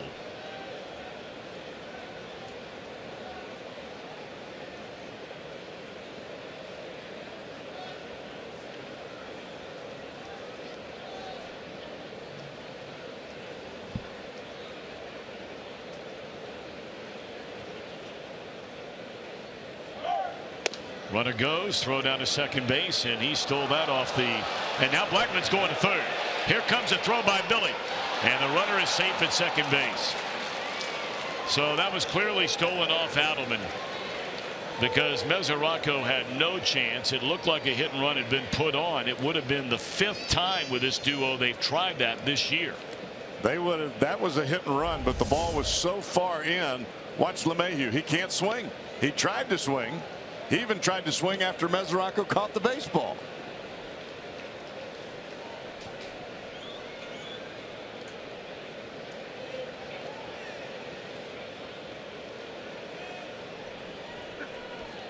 Peraza could not knock the ball down to keep it in front.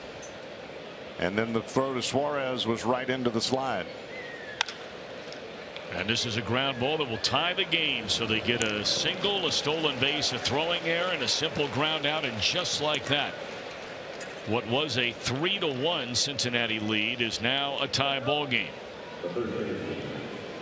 Well, when you've got a batter at the plate like LeMahieu that doesn't strike out much, that can make contact on the ground, you can afford to move a runner like Blackmon, and that's what the Rockies did there.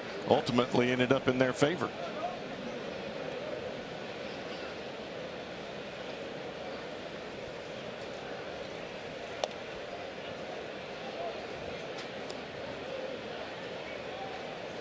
So now Arenado, who was fly to right and fouled out to the catcher, will bat with the bases empty and 1 out.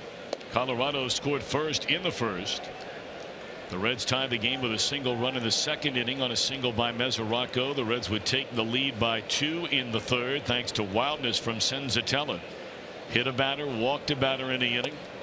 Schebler knocked in a run with a fly ball. Peraza singled home a run. But now in each of the last 2 innings, the Rockies get a double by Amarista with 2 outs to score Gonzalez.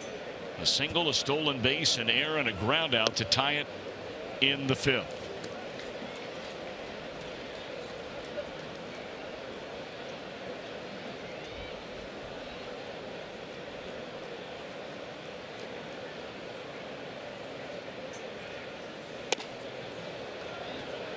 And there's ball 4 to Arenado. 3rd walk of the game given up by Adelman.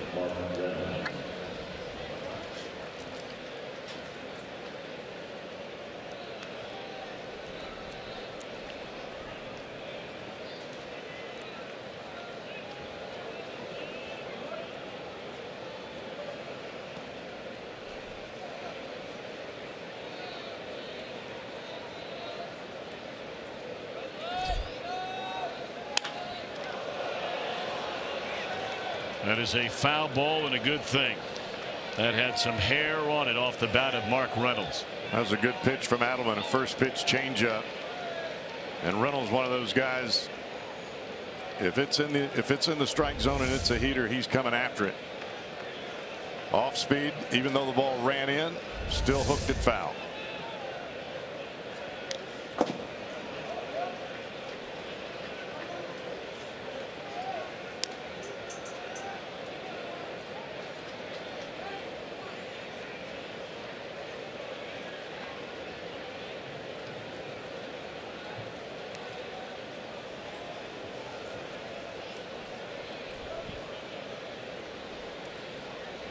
Ahead of Reynolds at 0-2, 1 out.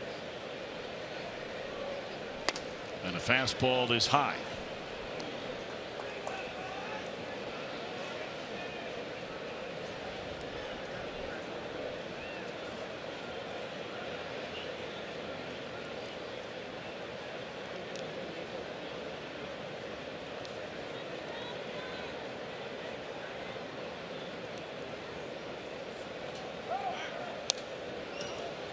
Another foul ball out of play. What did you see the front foot of Reynolds there? He was stepping towards the third base coach's box. He just did get a piece of it. Now this comes after his last at bat where he was struck out on a pitch on the inside corner. I mean, he is wide open looking for that same pitch that paralyzed him the at bat before.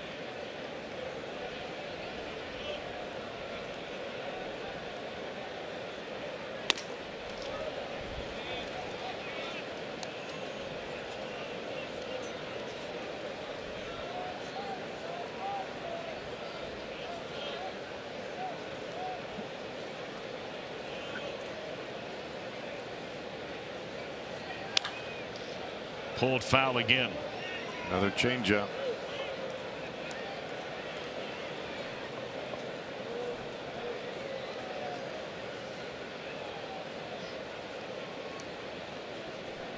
You may be able to bounce a curveball here. That pitch was awfully low and Reynolds still going after it. But if you bounce the curveball, it's got to start in the strike zone. Barely got a piece of it to hang around.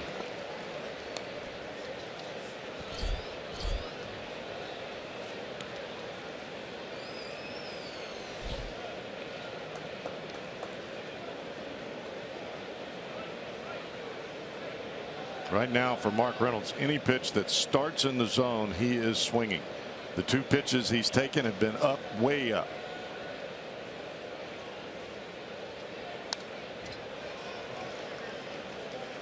And Adelman just can't put him away yet.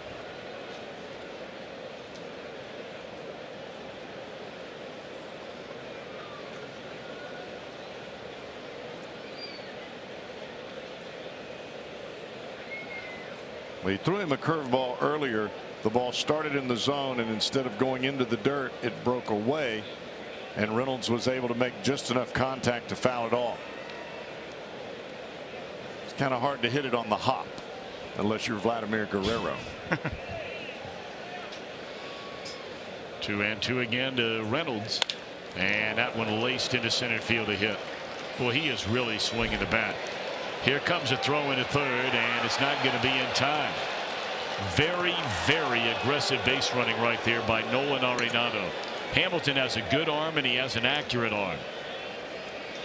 But it's worth the gamble. You know, you asked about how many guys could go first to third on a ball to left. You know, when you think about an outfielder, no matter how good their arm is,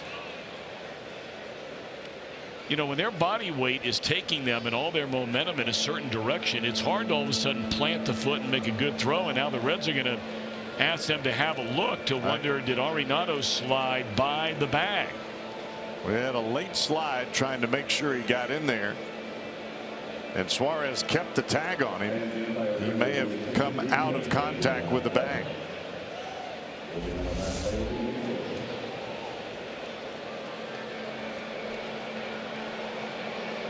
A head first slide, and he did slide over the bag. You can see the late slide, and his momentum takes him on past the bag. And watch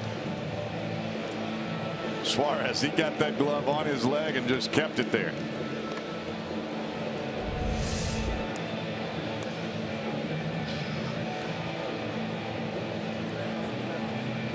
Well, you wonder if the hand ever came off the bag.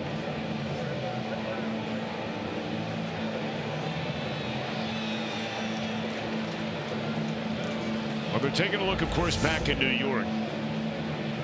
That's one of those plays where if you're Eugenio Suarez, you put a little bit of extra pressure on the leg as you tag. Slide that leg off the bag. You know, the question is, you know, had he already thought the call had been made? Because when he pulled his hand off the bag, That wasn't a momentum thing, whereas momentum took the hand off the bag. We thought he hooked it with his foot, and he was hoping that his foot would hold on.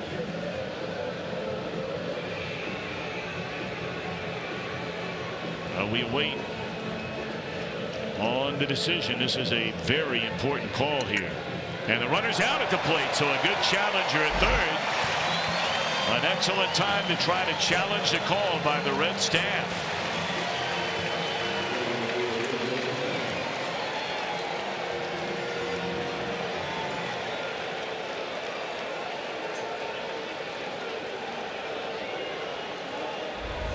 It's all about momentum coming into the bag. It was a good throw by Billy Hamilton, but the best part of this play was by Eugenio Suarez getting to the base runner and keeping the tag on his leg the entire time through the momentum of the slide. So what a difference that call makes. First and third it would have been with only one out in the inning, and now it's a runner at first with 2 outs in the inning, and Carlos Gonzalez is the batter. Adelman has only retired 1 batter in this inning, and that was the ground out by LeMahieu. He's allowed a single, then the ground out, a walk, and another single. But a huge call down there at third base. Reds have action for the first time in their bullpen. They have the veteran right-hander Drew Storen ready to go.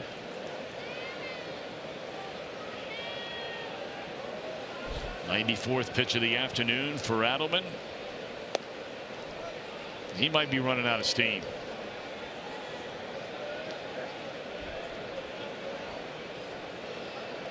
This is not a guy you want to make a mistake to.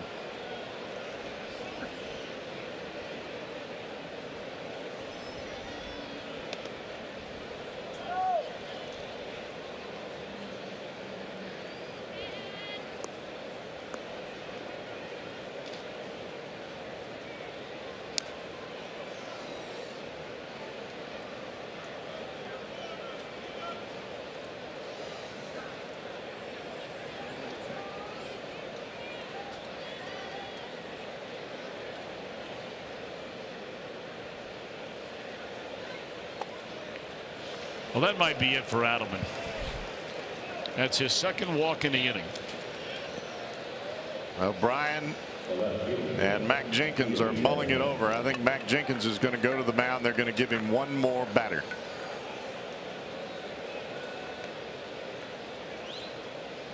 And what this meeting at the mound does is it gives Drew Storen plenty of time to get loose for Alexi Amarista, who has hit the ball awfully well here in these first 2 ball games. Boy, has he ever.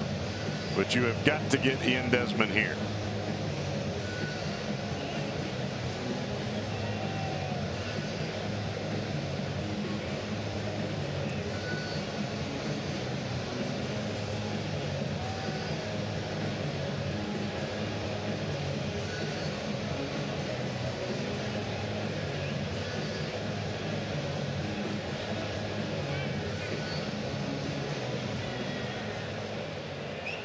He's got Desmond once on a pitch away the last time up, and got him earlier on a fastball running right in on his hands. Three game. 2 on, 2 out, and Desmond waits on the pitch from Adelman. Swing and a miss. That was right down Broadway.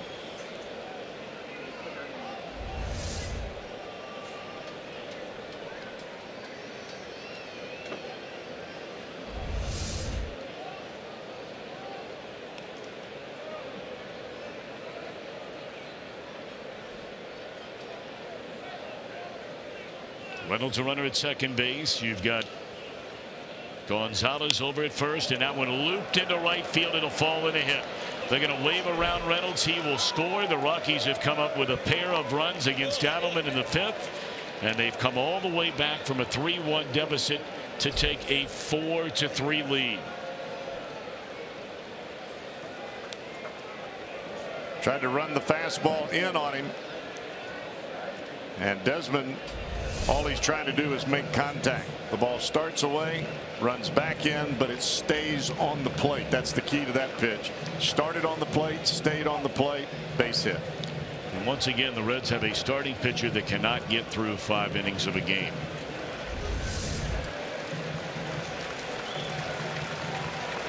So the Skyline Chili called to the bullpen. Adelman 4 2/3 innings gives up a 2-run lead. Storen will try and pick up the final out in the 5th.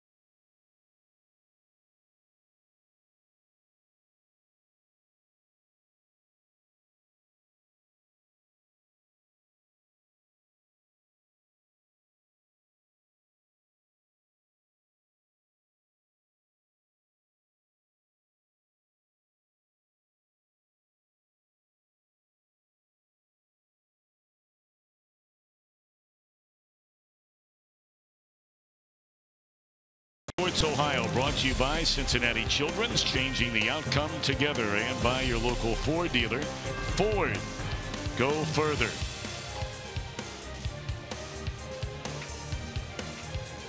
It's turned into a beautiful Saturday afternoon, early Saturday night.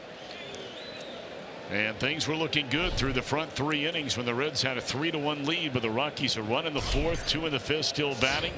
And now Drew Storen on to face Alexi Amarista, delivers a strike.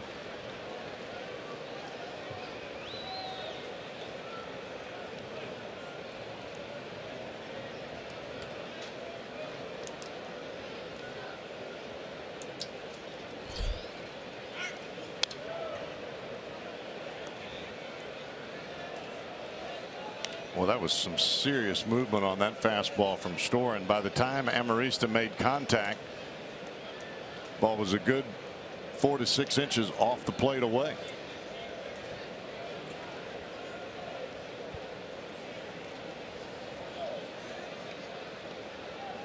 Of course, if you throw it any further outside, Mesoraco can't catch it.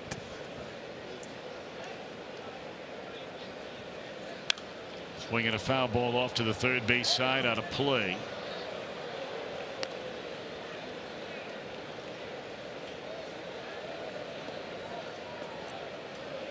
So Storen comes in and jumps in front of Alexi Amarista, who has knocked in 5 runs in a game and 2 at-bats of this series. He had 6 RBIs all year before this series began, and he lifts one to short left field. Duvall lost it in the sun, and another run's going to score.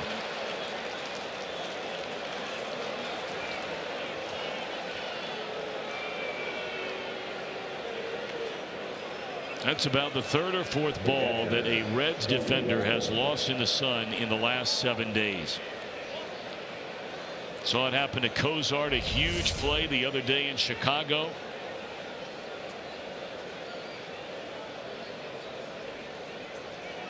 Well, you can have the sunglasses on, but they don't always help you. You try to teach the youngsters to block the sun with their glove, and as the ball comes out, then you move the glove to make the catch.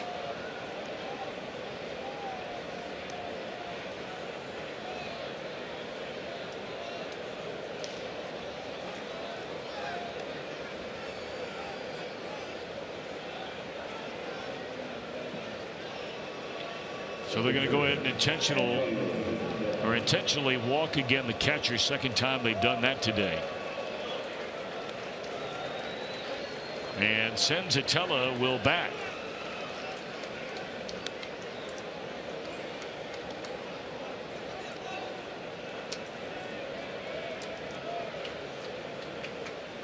Three runs here in the Rockies' fifth, and the pitcher is the ninth batter to come to the plate, and he drills one into center field. That'll bring in one run. Here comes the second runner, and that's a two-run single. The third hit of this season, the first 2 RBIs in the career of Antonio Senzatella.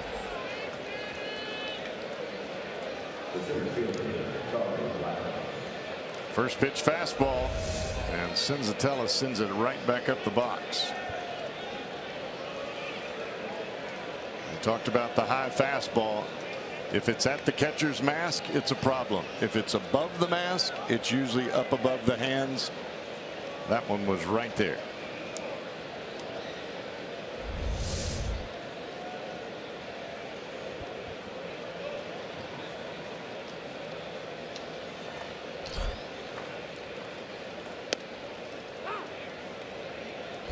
Well, it was the 6th inning last night when Colorado had 8 runs and 9 base hits.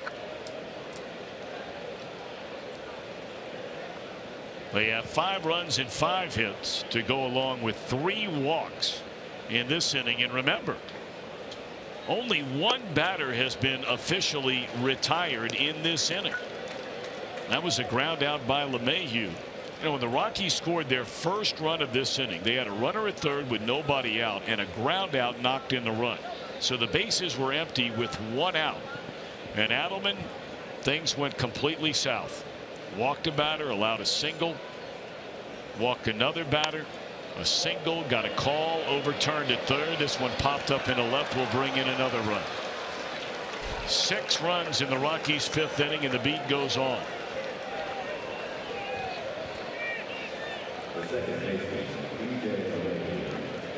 They're not hitting them hard, but, or at least some of them, they're not hitting hard. The pitcher's ball was killed. Just reach out, flip it into left field.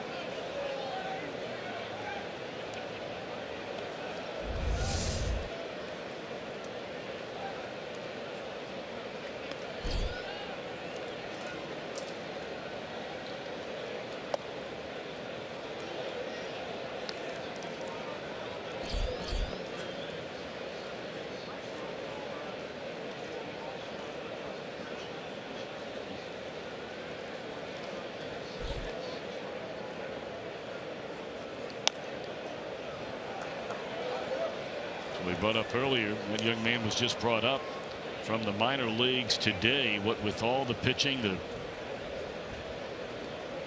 the Reds have had to use, getting virtually nothing out of their starting rotation. 2 on, 2 out.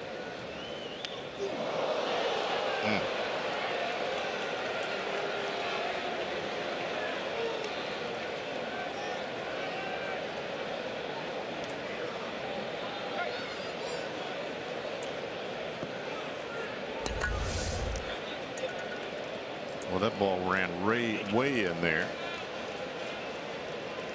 You get hit in the small of the back with a fastball, that's going to cause some pain.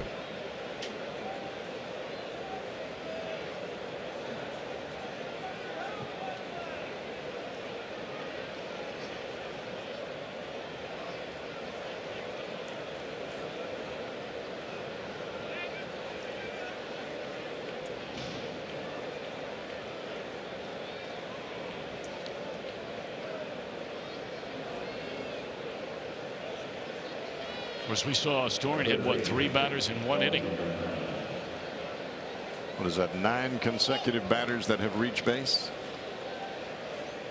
Yeah, the only out was that play that was overturned, the call at third.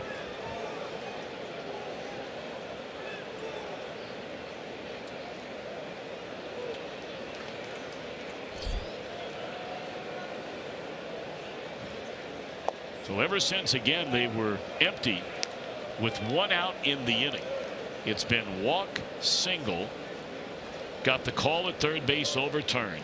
Since then, walk, RBI single, intentional walk, 2-run single, RBI single. And now LeMahieu hit with a pitch to load him up.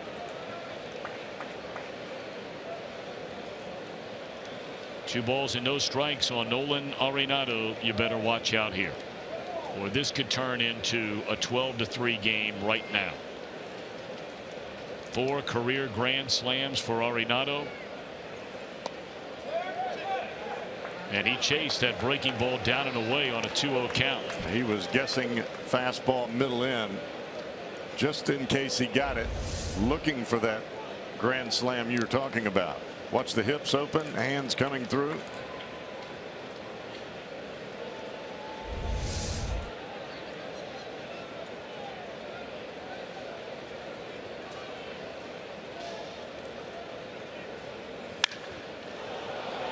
High fly ball right center, and Hamilton will corral it to end the inning. A 6-run fifth. Colorado leads 8-3.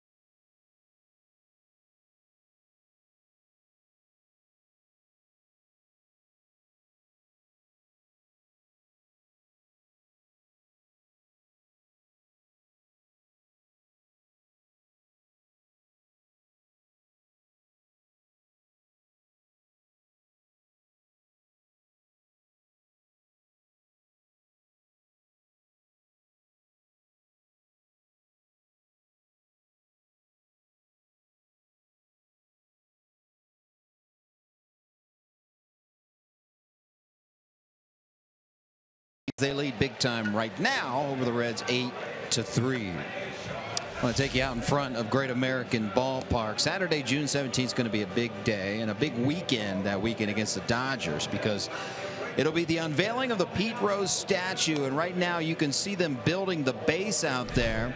And those wondering, that's Joe Morgan's statue to the left, Tony Perez on down to the right. So Pete will be right in the middle of Joe and Tony, and this will be somewhat of a statue marvel, if you will, because it'll be Pete Rose and his infamous head-first slide. So it's definitely the toughest sculpture that they are making, but they've already started the base. Looking forward to Saturday, June 17th, when the Hit King gets his statue. It's going to be a really exciting weekend here at Great American Ballpark. It's kind of like the final chapter, if you will, for what the Reds can do for baseball's all-time hit leader. Naturally, they've been allowed by the commissioner's office to retire his jersey. They put him in the Reds Hall of Fame, and now a statue in his honor outside the ballpark. I don't know what else conceivably the Reds could do to honor Pete Rose in any other way. Well, I think that the statue of the slide is what all of us that grew up during that time remember of Pete Rose. Sure. The hard-nosed play, the head-first slide that we all tried to do and failed miserably. It's fun trying, though. It's fun trying.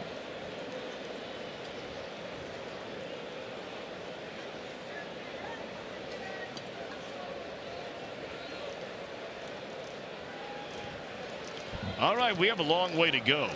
This is only the bottom of the 5th inning of this game. So plenty of time for the Reds to try and get back in this thing.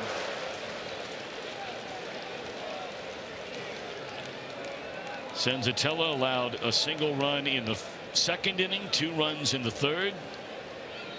Was able to get a huge double play ball off the bat of Votto, ending the 4th. And Arenado gloves and throws out Duvall to start the bottom of the 5th inning.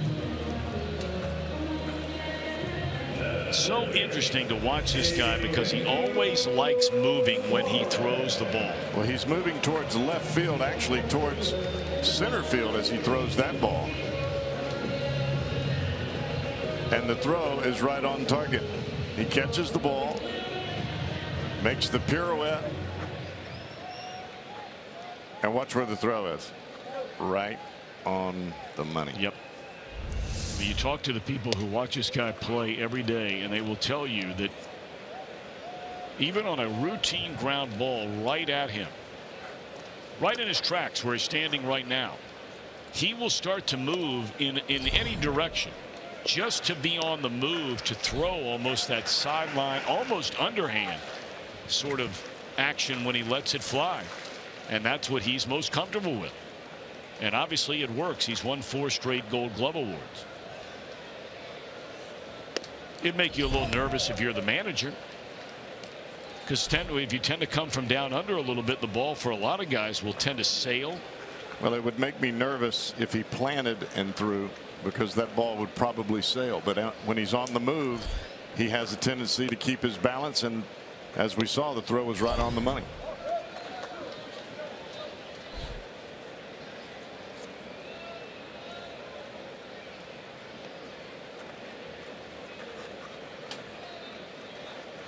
You can't always make a player in cookie cutter fashion.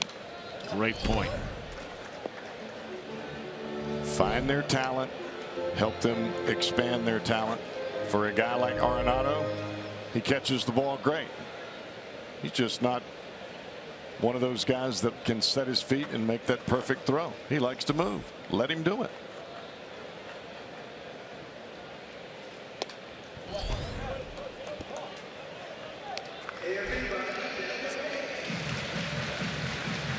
Well, the Reds are not going to get 5 runs back with one swing of the bat. They're going to have to chip away, and they're going to have to stay diligent against Senzatella.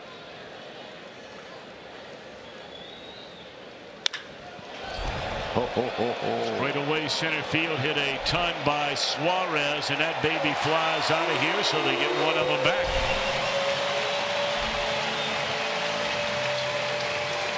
Suarez really starting to heat up again.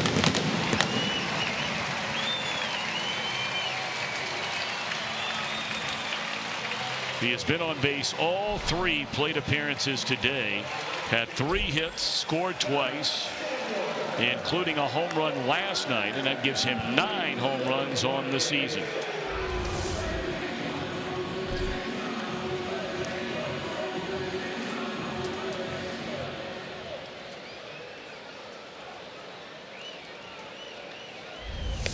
Oh, you got to wonder, this probably has to be it for Senzatella anyway.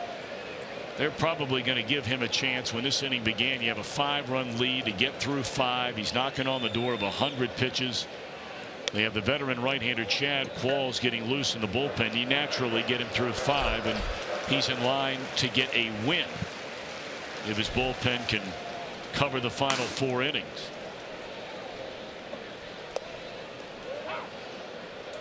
And this Rockies bullpen has been awfully good.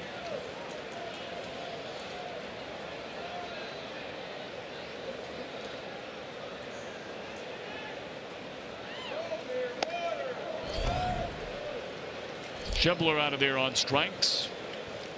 2 away in the inning, and for Senzatella, that's just his 4th strikeout of the afternoon.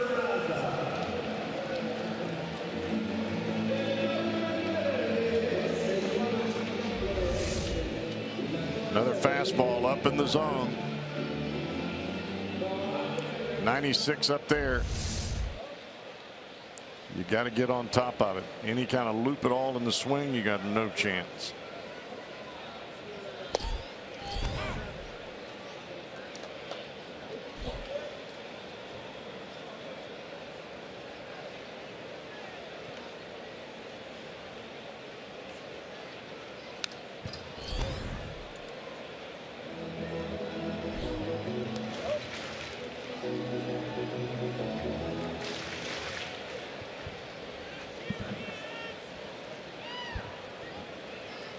Jose Peraza has reached base twice, once on an error by Amarista, and he knocked in a run with a single in the center field in the 3rd inning.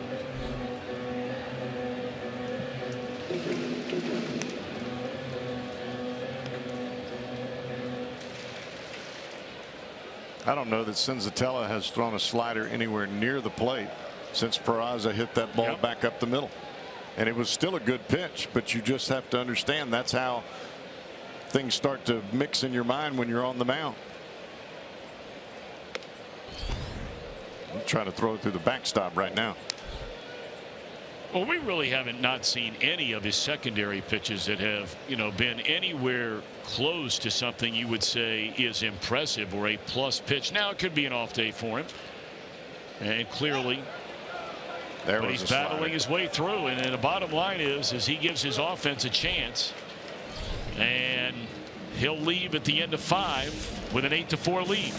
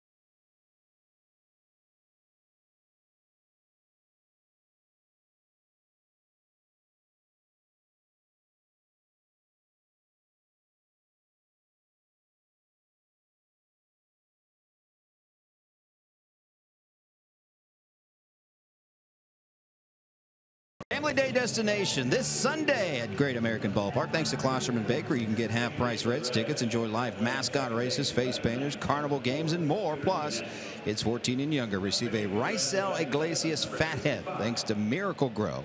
For tickets, visit Reds.com. Asher Wojciechowski just brought up from the minor leagues today. He was signed as a minor league free agent in December during the offseason. Pitched collegiately at the Citadel, and he grew up in South Carolina, Beaufort, South Carolina. Selected off waivers by the Marlins last year from the Astros. That was a team he originally came up with.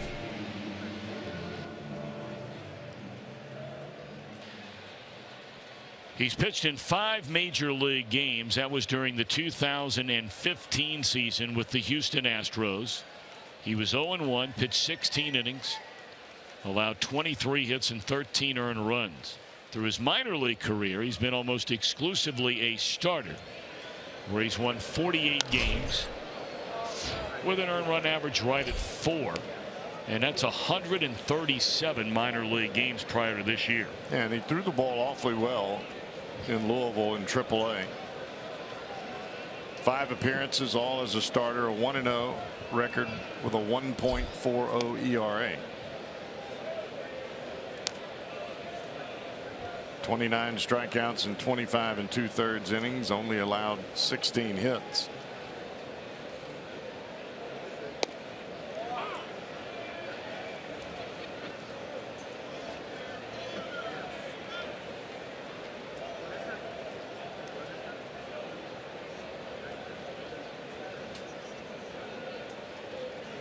Drew Storen behind Adelman. Retires just 1 batter. He allowed 3 hits, walked a batter intentionally, hit another, and allowed 2 of Colorado's 6 runs in that 5th inning, and that takes care of Reynolds on a good breaking ball to open up the 6th. What better way to wrap up your weekend than on the golf course? And that's inside the Golf Zone with Jimmy Hanlon, presented by Varmint Guard. The Golf Zone tees off tomorrow at 8:30 after Cavaliers Live on Fox Sports Ohio and streaming live on Fox Sports Go.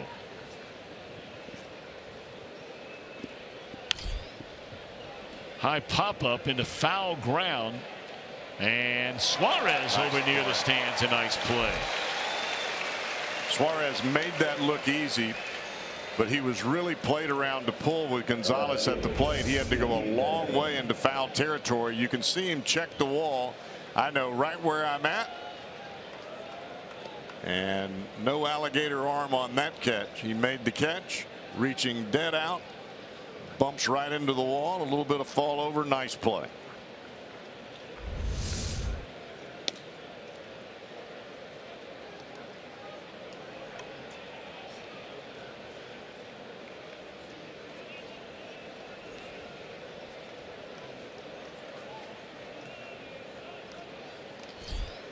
So a real nice start here for Wojciechowski. Wojciechowski, I'm so used to Wojciechowski, the former point guard at Duke University, who now is the head basketball coach, I believe, at Marquette University.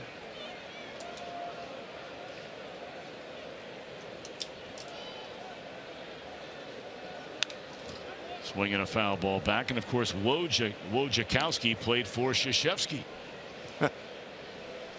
Not even going to try it. More, I like the names Jones, Smith, Brantley. Even that. Remember the old days when doing the Cub games, when Hector Villanueva first came to the major leagues, and boy, did Harry Carey have a field day with that one. There was one at bat where he called him 7 different pronunciations. Rafael Palermo. There's a ground ball to Cozart. Well done, young man. Welcome to the Cincinnati Reds. A 1-2-3 inning. That's how you do it. Reds are down 4.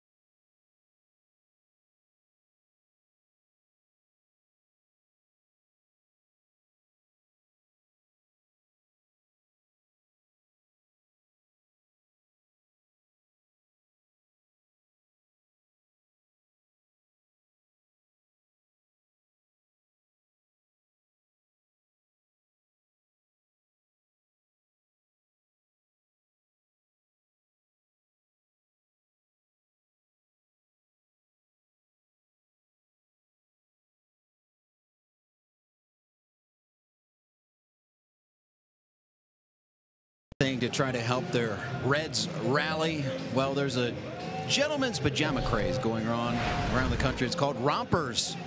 This has been circulating on social media. I introduce you gentlemen to hashtag Rally Rompers, where someone out there took our heads, put them on a romper ad, And it's been circulating. Well, it came to my attention on Twitter. Some guy's account named Woody. I don't know if he is the originator of this, but this would be hashtag Rally Rompers. As Cowboys said last night, looking good, or maybe not. Look at that Cowboy.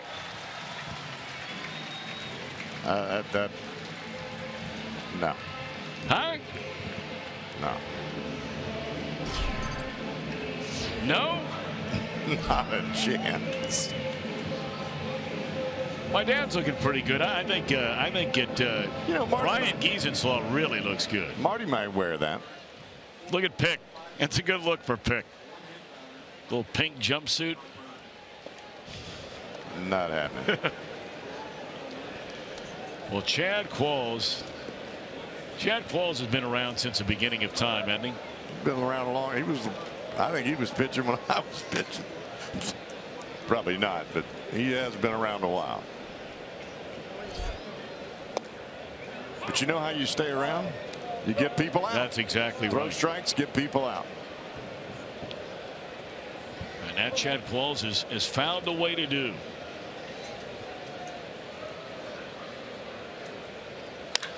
Oh. He's not going to get Devin Mesoraco out to begin this inning. That is way back to the second deck.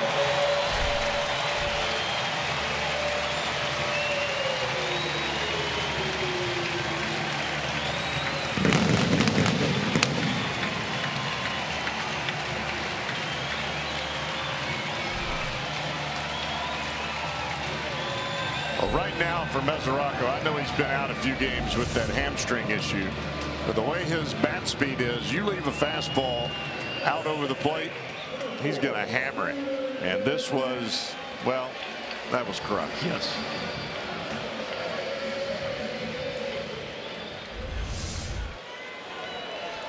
Well, you don't get him back with one swing of the bat. A lack of communication there. Scooter Gennett, his first at bat, just bounces one right between the second baseman and the shortstop. You don't get all the runs back with one swing of the bat, but if you hit them like Suarez and Mesoraco did, well, you only need 3 or more of those. Actually 2 now. Got a runner aboard.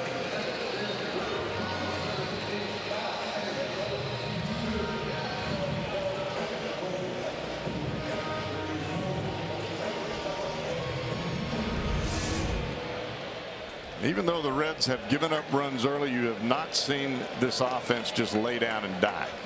Last night they came back, put 6 runs on the board.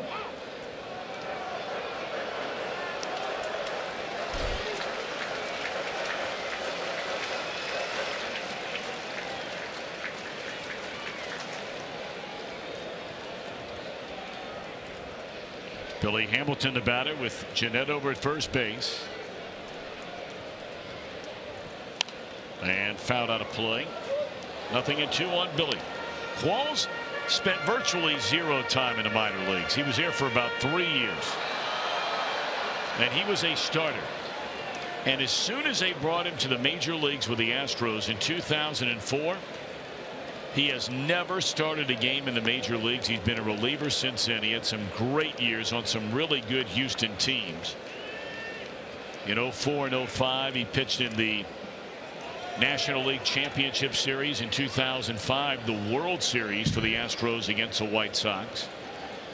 Went to Arizona, hit a bump in the road, came back with a strong year in 2011 in San Diego. Then went to Philadelphia and the Yankees. He didn't pitch well. The Pirates, 3 teams in 1 year. Looked like he was probably near the end. As that ball is driven into right center field, and it is caught by Blackmon. A diving play out there.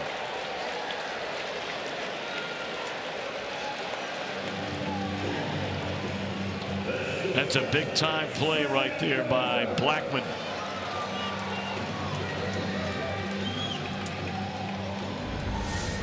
It's one thing to make that play if you're a right-handed center fielder. It's another one to make it when you have to backhand and dive, and that's what Blackmon did there.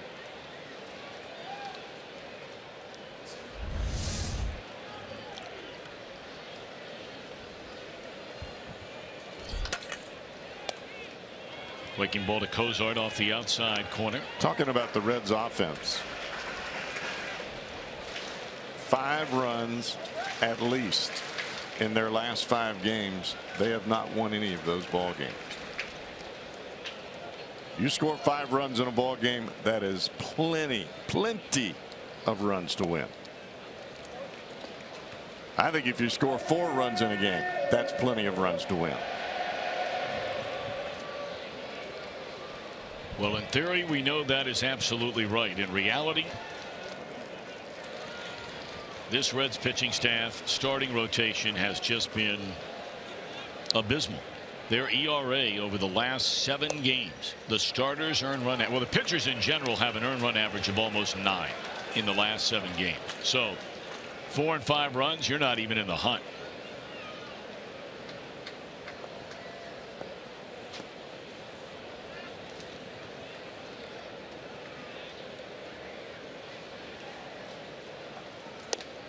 There's a walk.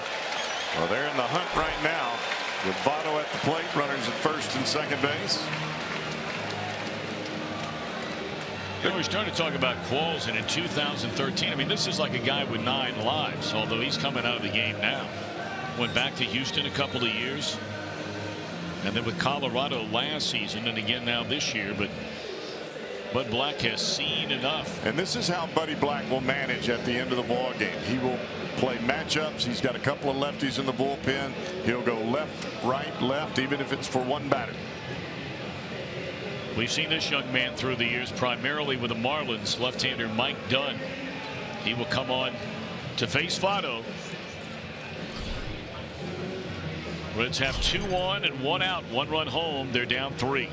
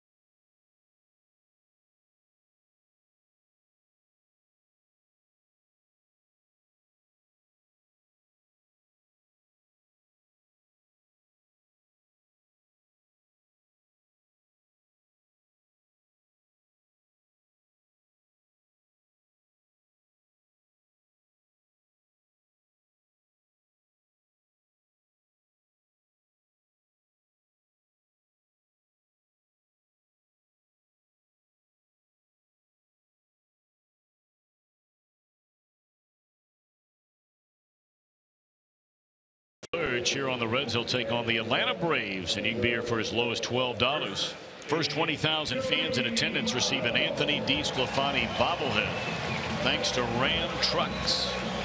For tickets, call the Reds or log on to Reds.com. Mike Dunn, the left-hander, to face Joey Votto. We're in the bottom of the 6th inning, and it's an 8-5 Colorado lead, 2 on, 1 out.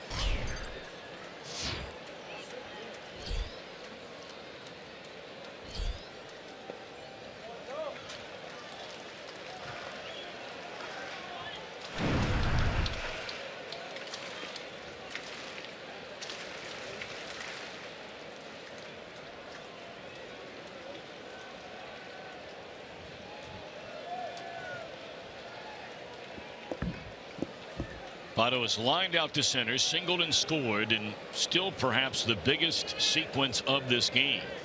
Outside, naturally, the Rockies coming up with 6 runs in the 5th inning. But as far as their pitching staff is concerned, was in the 4th inning. Reds still had a 5-2 lead in this game. They had Votto at the plate with runners on the corners, and they got Votto to bounce into a double play. They'd go right to that 5th inning with some momentum and put up a 6th spot. Reds with single runs in each of the last 2 and looking for more. 2 balls and a strike.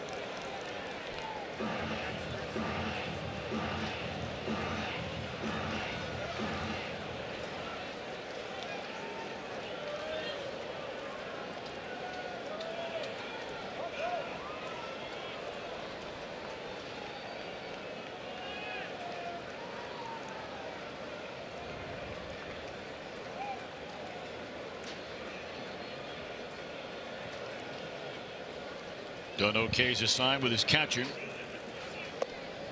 And a breaking ball sweeps down and away. You can see Tony Walters keeping that mitt in the middle of the plate. He's wanting the breaking ball to start inside and break to the strike zone. The left-hander Dunn is starting the ball at the mitt and breaking it into the dirt off the plate. Votto's not going to swing at that pitch out there. And maybe that's what Walters is going out to talk to him about.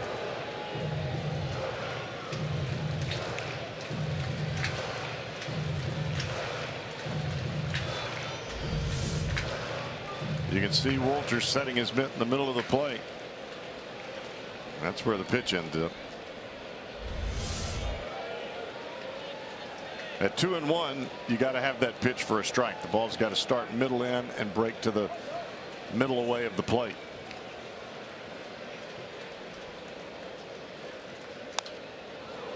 Challenge him there with a 3-1 fastball at 94 miles an hour, and it's fouled out of play. Now that's Dunn's fallback. Reach back and throw it as hard as I can.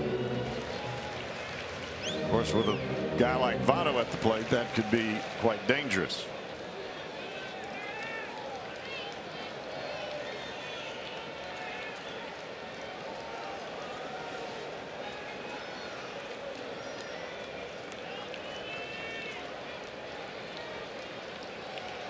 Dunn still looking in. Votto never leaving the batter's box, and it's 3 balls and 2 strikes with 1 out. Dunn a check of the runner in the pitch.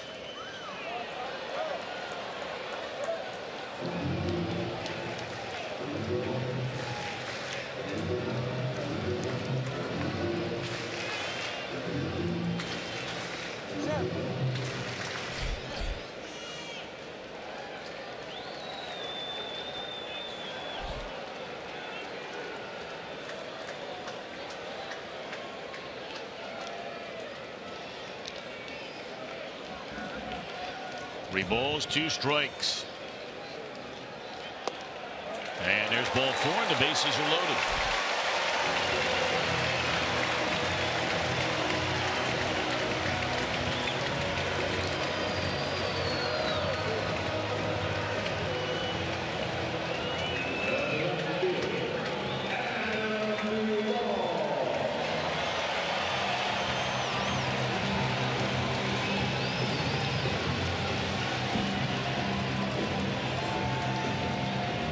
Dunn wants to throw his fastball.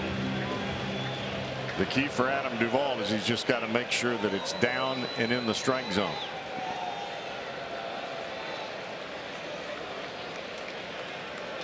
They are loaded for Adam Duvall. Reds are trailing 8-5, and we are in the 6th inning. And again, Walters, 3 times he put down slider. Dunn doesn't want to throw it.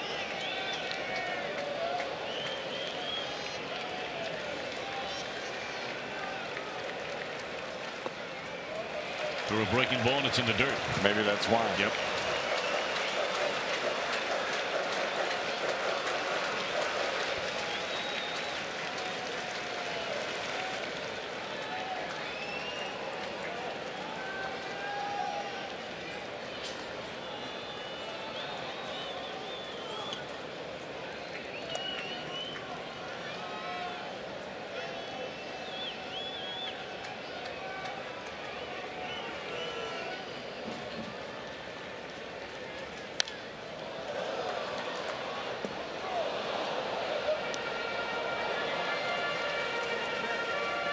Walks have been an issue today for both teams. Adelman walked 4 batters. Storen walked a batter, hit a batter. Senzatella walked 4, also hit a batter. Qualls walked a batter. Duns walked a batter.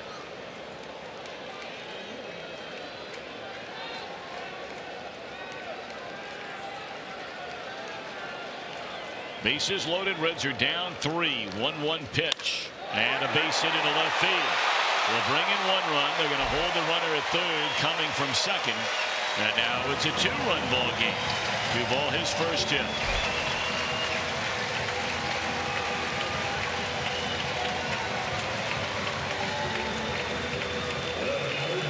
Maybe this is why Dunn doesn't want to throw the breaking ball for a strike. He throws it for a strike, and Duvall hooks it into left field. Stayed right on it. If you try to lift that ball to hit a grand slam, you probably hit into a double play. He stayed right on it, stayed right through the baseball. It's a single, and it gets a run home.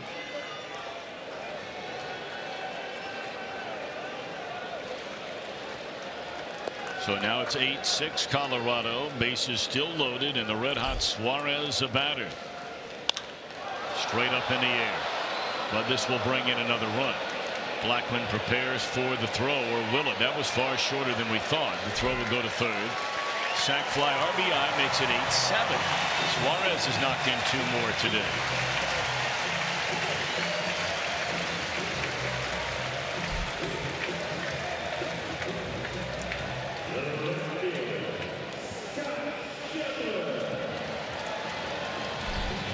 The left-hander Dunn being visited on the mound by Walters before he faces a left-handed batting Schebler.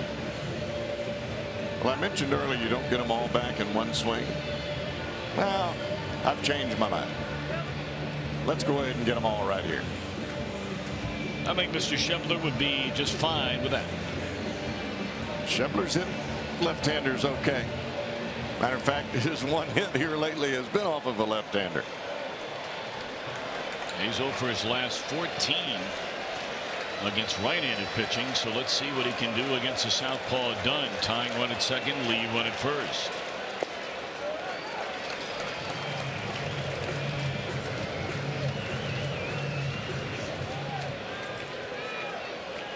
Gotten better and better and better against the left-handers. Well, he stays in there. You don't see that front shoulder creeping towards first base, bailing out on the breaking ball. He almost likes to hit left-handers the other way.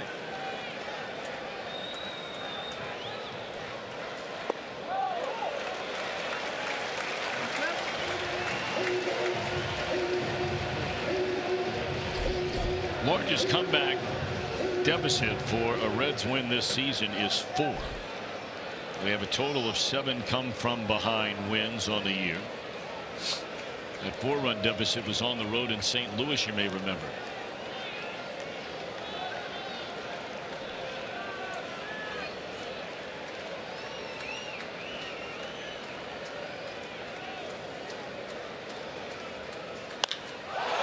You said to get it all back on one swing, Cowboy. Well, there you have it.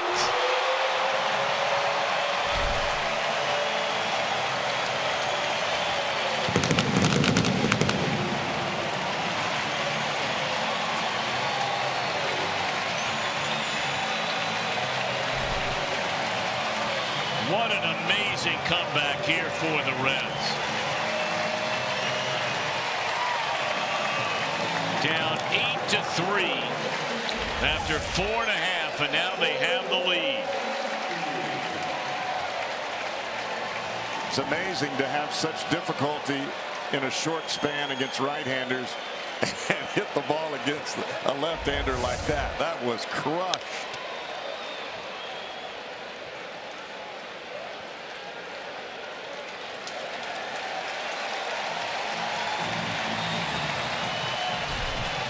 So that'll end the inning, and what an inning for the Redlegs. Schebler caps it off with a 3-run big fly, giving the Reds a 10-8 lead at the end of 6.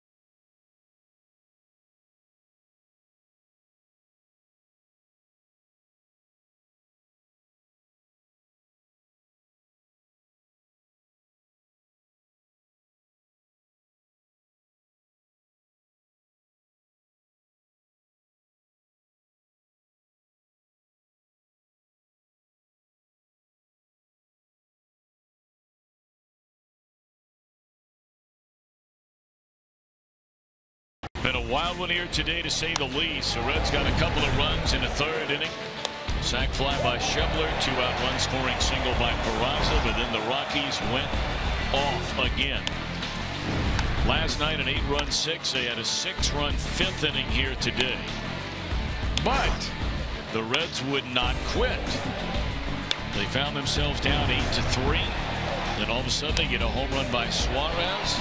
They get a solo home run by Mesoraco to lead off the 6th inning. And then Schebler caps off a 6-run 6th inning with a 3-run home run off Mike Dunn, catapulting the Reds to this current 10-8 lead. And Wojciechowski now has a chance to, at least he's in line to pick up what would be his first major league win. It's only his 6th major league game. But the way this one's going, 3 innings is a long way to go. Well, the key now is just to make sure that you continue to make pitches and you don't give them any free passes. As we've seen from both sides today, you walk guys, all you're doing is adding to a rally.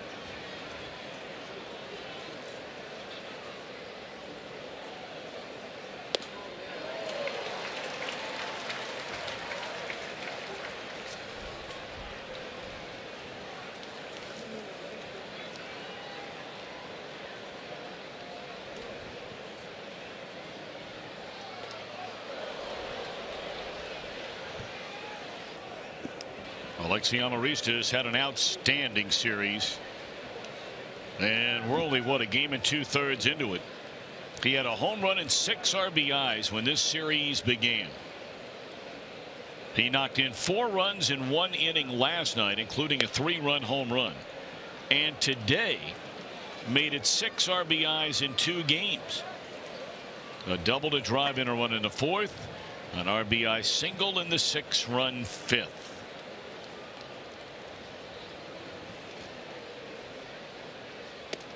And he strikes out on that high fastball, and that's something that he was chasing earlier in the game. Second strikeout. Well, you ride this one up and out of the strike zone. You're not hitting that with a boat paddle.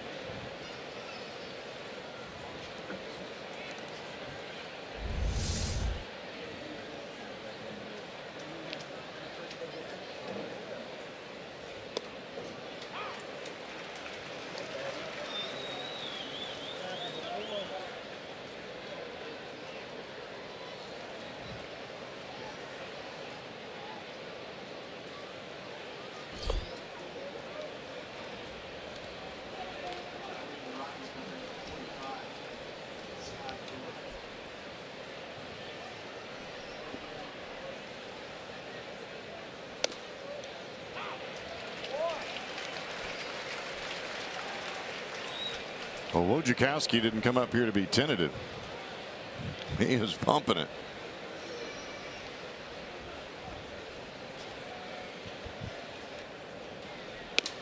Tell you, he sure is. You mentioned he's been working as a starter down there, and that's where he's been almost exclusively his entire professional career. Look, I don't care if he was working as a bat boy. Right now, he's aggressive and he's coming after the hitters.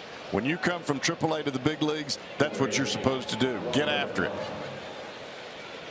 Well, you know, that's something that Brian Price made very clear in spring training. Guys who don't throw strikes, he's not going to have anything to do with them. Now, as this season has began, you know, you can't be running guys out of town after one bad outing where they walk 3 or 4. But for guys like Cody Reed that had more than 1 or 2 outings, just as an example, where he walked multiple batters, the Reds simply said, we're not going to watch you. That's enough. And so if you come up here and you don't throw strikes, you won't be here very long. But the Reds are still walking batters at just an extraordinarily alarming rate. They led the planet in most walks issued last year, and they are running neck and neck right now for the most walks this year. And you notice Wojciechowski working quickly, throwing strikes. He gets the benefit of the doubt on a borderline pitch.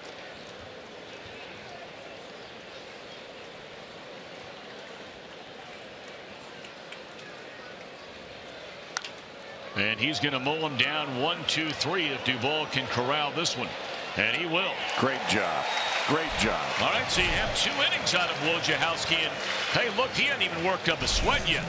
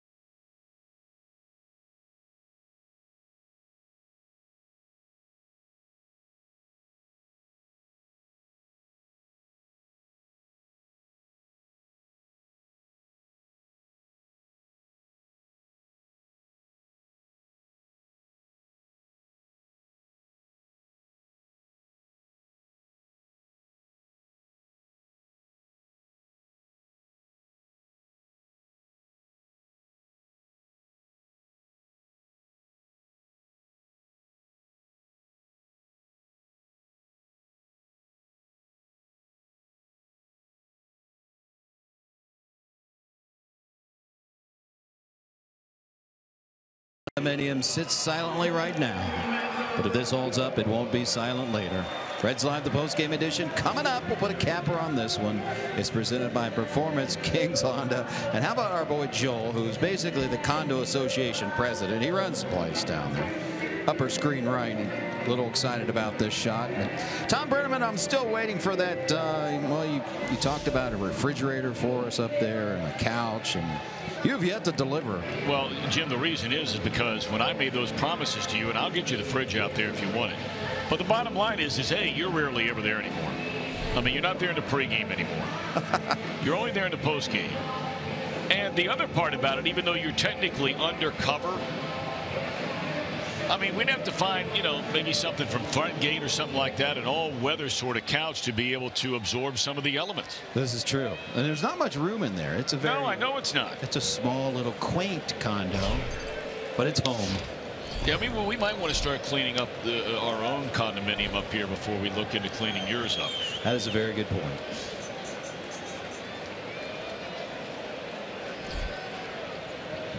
Scott Oberg takes over on the mound for Colorado. Reds bat here in the last of the 7th inning.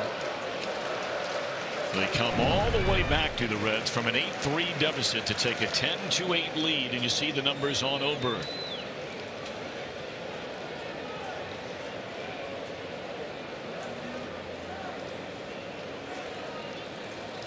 Mesoraco led off that 6-run 6th inning with a long home run to left field. It was his second, and he's knocked in 2 runs today. Perhaps we're starting to see Mesoraco come a little further along with his timing at the plate. He'd be the first to tell you that when you basically miss 2 years, it's not easy. I think his bat speed with the fastball is there. And I think his recognition of the fastball is there. Now it's just a matter of timing on the breaking ball, recognizing it out of the hand of the pitcher, and that just comes with repetition. All right, now, Jeff Brantley, I'm going to throw you on the spot here a little bit. As there's ball 4, boy, I tell you what, this will be one of those games where the pitching coach for the Rockies is just going to want to burn the tape of this game. It has been pathetic. The lack of control from all these pitchers, and Bud Black almost looks beside himself. But all right, I want to get to you for a minute now. Reds have had to use a lot of bullpen, and last night they ended up using their main guys when they have a lead. There's no way Wandy Peralta's pitching today unless you're going to pitch him to one batter. that might be it. Wojciechowski has come in and retired 6 consecutive hitters.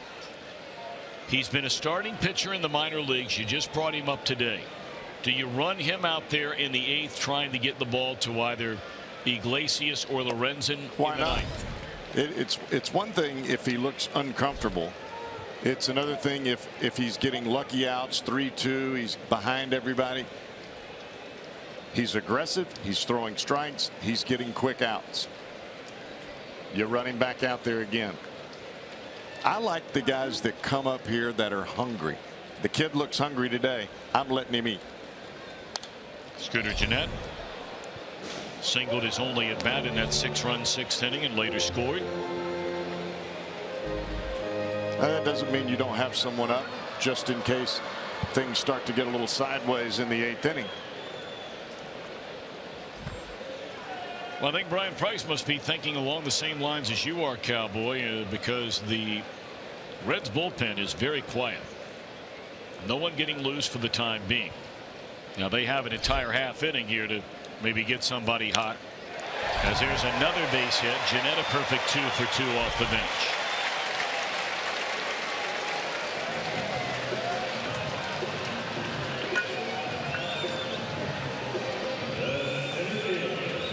If the score stays where it is right now, I get Iglesias up when Wojciechowski takes the mound in the 8th. Just nice and easy, kind of working with the flow of the game. If you score some more runs here, I wait. I let Wojciechowski take the ball, see if he can mow him down in the 8th like he has in the last 2 innings. The Rockies believe Hamilton will be asked to bunt here.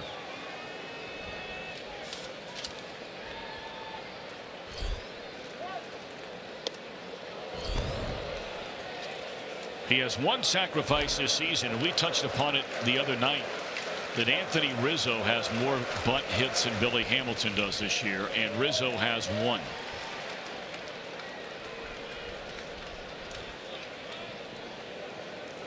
Spun out of the way on that first pitch fastball. He was squared around a bunt. Let's see what the Reds decide to do with Hamilton.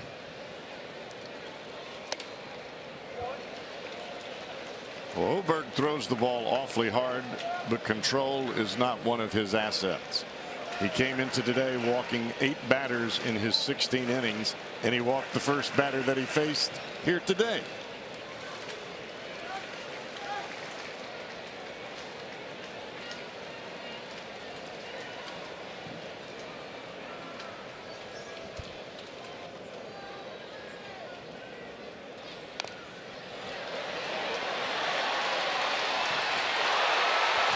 Hamilton safe at first. He legs out the bunt.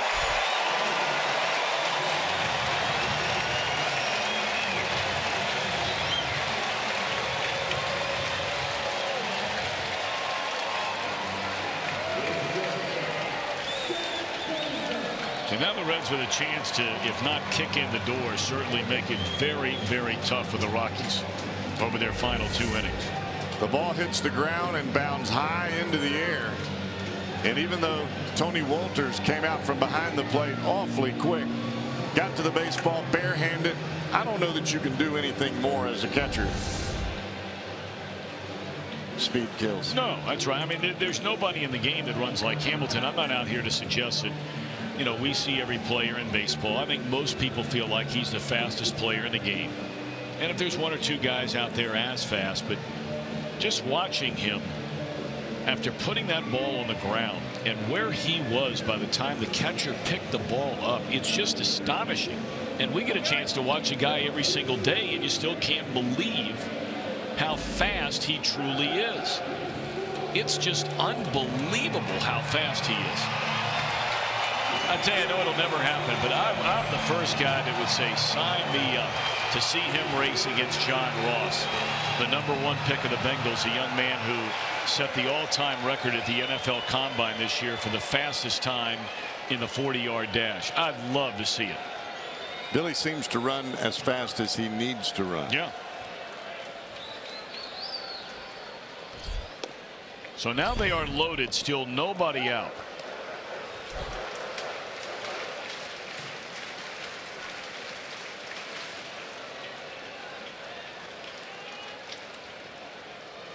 So as we mentioned, Hamilton did not have a bunt hit the entire season. And right there, he was trying to put down a bunt for a sacrifice. It turns into a bunt hit. And you know the funny part about this, and real quick, this is something Chris Welsh and I talked about at length in Chicago. There's a prime example of a team knowing that Billy Hamilton is going to bunt. They knew right there he'd already squared around on the first 3 pitches in the at-bat. They knew he was going to bunt. But if you make the bunt good enough, they still can't throw you out. Stay in the box and execute. If you're running out of the box and trying to flail at it, that's when you can't place it. There's straightaway center field. This will bring in a run. Blackman's throw will go into third, and it won't be in time. Both runners are going to advance. And the Reds add another run. It's 11-8. But you know what I'm saying there, Cowboy? I mean, that's a routine sac fly there. But, you know, you hear people say all the time they're taking away the bunt from Billy Hamilton. Teams are not taking away the bunt from Billy Hamilton. I just don't think he's a very confident bunter. Well, I think he tries to do too much because they're playing in. And I don't think he realizes, as the Rockies are going to intentionally walk Joey Votto to load him back up. I think sometimes Billy just doesn't realize that if he bunts the ball down the third baseline, very similar to what he did there, where you make the catcher have to go get the ball, where it's not the pitcher or the third baseman, got yourself a base hit. His speed is that good. And I know you face this guy. We mentioned they intentionally walked Votto, but we talked at length the other night about Brett Butler, who ran well, but he's not in the same galaxy as Billy Hamilton. But Brett did not run out of the box. No. He placed the bunt in a good spot and used his speed. Now Duvall with a chance to bust this thing wide open. He's down a strike. They are loaded. The Reds have scored 8 runs in their last 3 at-bats. 6 of them coming in the 6th inning.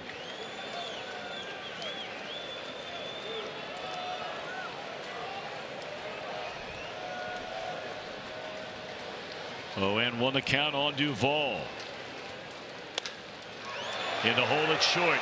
Amarista gets 1. And that's all they'll get. Another run scores. That's a nice play by the Colorado shortstop right there. But the Reds extend their lead to 4 runs.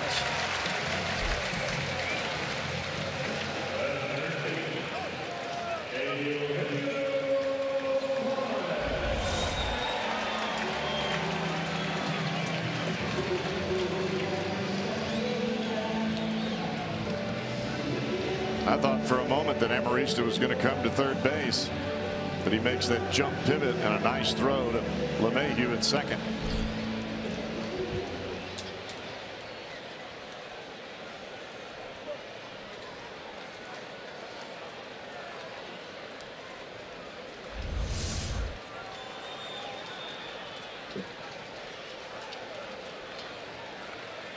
Now Suarez. He's had a perfect day. Runner takes off for second. They'll let him go. So give Duvall his 3rd stolen base of the year. Wind really beginning to pick up considerably here. And it's blowing, appears to be blowing in right from left center field.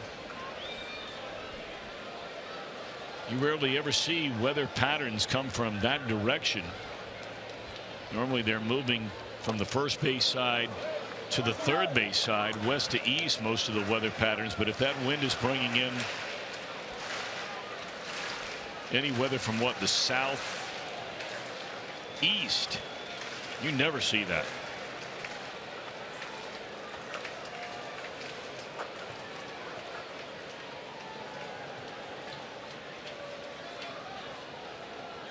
Suarez today has walked twice, hit a solo home run, a sac fly run batted in. So 2 more RBIs for Suarez, coming off of a 3-hit game here last night.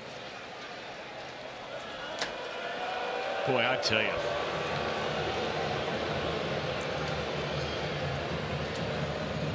I mean, When the Rockies come to town, the Reds should consider doing what they do in Arizona and put that dirt runway between the mound and the plate. Diamondbacks are the only team that has that, because otherwise Walters is going to wear that grass out. What could he be saying to him before this 0-2 pitch? You have any idea? Don't hang it. Well, he didn't hang it.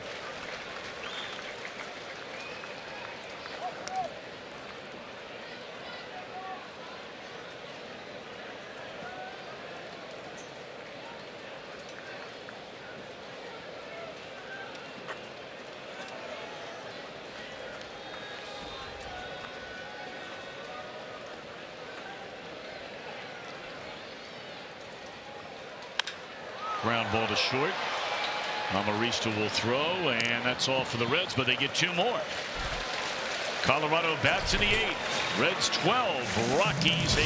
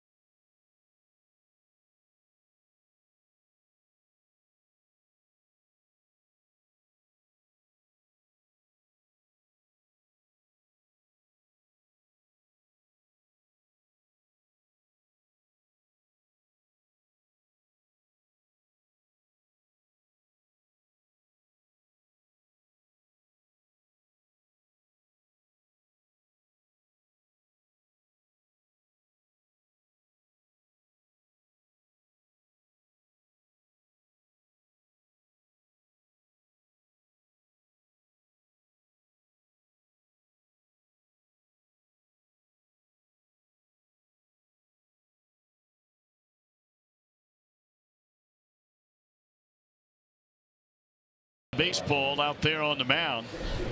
He has worked 2 perfect innings in this his Reds debut out of the bullpen. Reds did not get good pitching at all from the first 2 pitchers they ran out there today. Adelman gave up 6 in 4 2/3 innings. Storin in 1/3 of an inning allowed 2. But Wojciechowski has really brought a nice calm over this Great American Ballpark mound and getting people out. First pitch to Charlie Blackmon is straight up in the air to the warning track, and it's 1 pitch and 1 out here in the 8th inning. 7 in a row retired by Wojciechowski. You think of all the ballyhooed, for lack of a better term, but all of these huge prospects who we have heard so much about in the Reds organization, whether they be guys coming over in trades, you know, the Kansas City deal for Cueto and getting Finnegan and picking up John Lamb, who of course is no longer with the team, and Cody Reed. You think about Robert Stevenson, a #1 pick. The Reds have brought Sal Romano up from the minor leagues this year. Lorenzen and Iglesias. Not a single word, not one time was anything ever uttered about Wojciechowski. We didn't see him in spring training, had no idea who he was.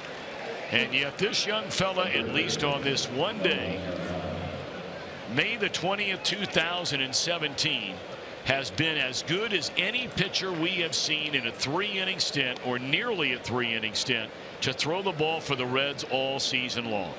I think the thing that you're seeing from Wojciechowski is he has been aggressive. He's getting after it regardless of who's there, and he's put the Rockies on the defensive, and he has put 3 scoreless on the board. That is a 4-pitch inning for Wojciechowski. He's retired 9 in a row. You got to leave this guy in to get the save. His first major league save, right? Cowboy? I don't think so.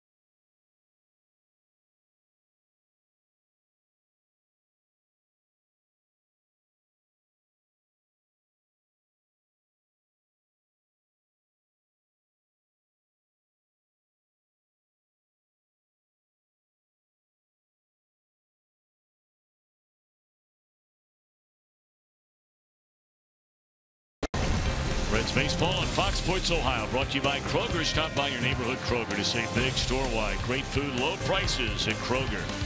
By Cincinnati USA Regional Tourism Network. Stay close to CincinnatiUSA.com. And by Toyota. For over 30 offers, visit buyatoyota.com. Toyota, let's go places.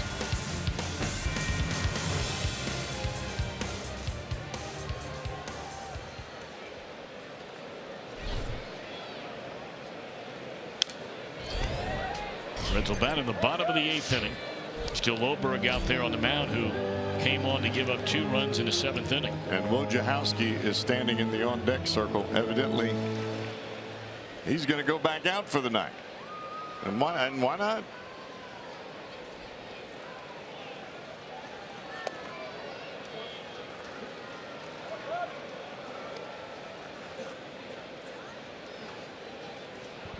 But I would imagine that if Wojciechowski does indeed go back out, they'll have Raisel Iglesias throwing just in case he runs into trouble. Of course, right now, he's had anything but trouble.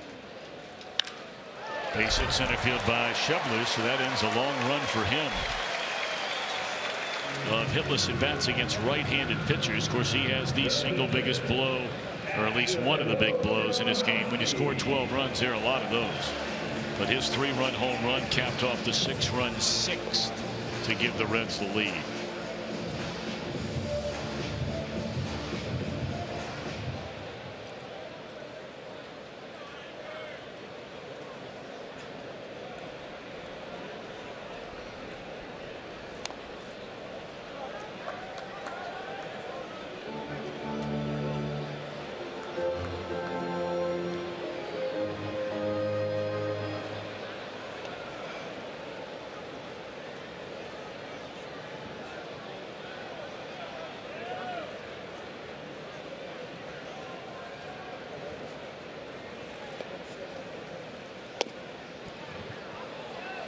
Missed it, 0-2.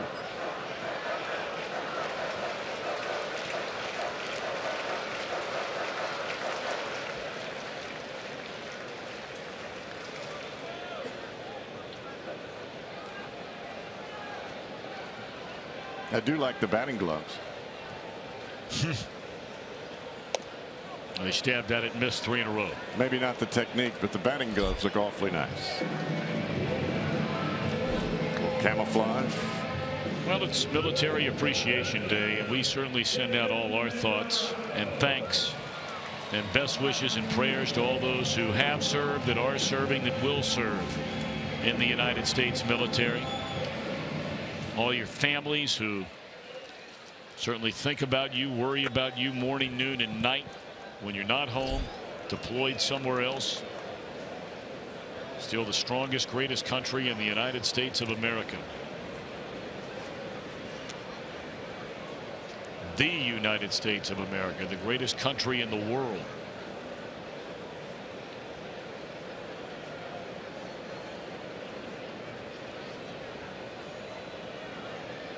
Been a nice day for Devin Mesoraco.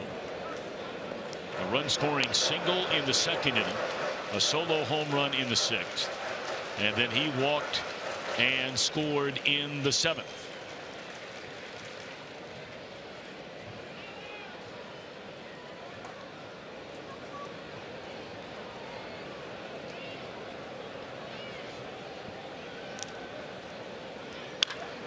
And what a play by Arenado. Are you kidding me? My goodness. It does not get any better than that. The four-time Gold Glove winner at third, Arenado. A spectacular play. Watch where he throws this from. Like you were talking about earlier, he likes to be off balance when he throws. He throws it right on the money. From his knees, falling back towards the stands, and Mesoraco smoked that ball. When you make a play look that easy, that's why you've got that hardware everywhere. What a play. Goodness gracious, what a play. Scooter Gennett perfect off the bench since he came on in the top of the sixth inning. That's when Wojciechowski entered the game, and Scooter was part of a double switch. Has a single to center, a single to left, and has scored a couple of runs. This guy has been such a nice pickup for the Reds just before the season started. I'm not sure that, you know, of any other player. And we don't see every team, haven't seen every team in the National League. And obviously only 2 teams in the American League. So, you know, it's going out on a limb a little bit, but of any player of any team that was acquired less than a handful of days before the start of the season, it's hard to believe there's been a better pickup than Scooter Gennett. Well, it's 2 years in a row where the Reds have been able to make a move right there at the end of spring training. They got Dan Straley last year, who threw the ball about as good as anybody. And Gennett, even though he hasn't gotten regular playing time, he's been outstanding off the bench, playing left, playing second, playing third, played right field the ball game.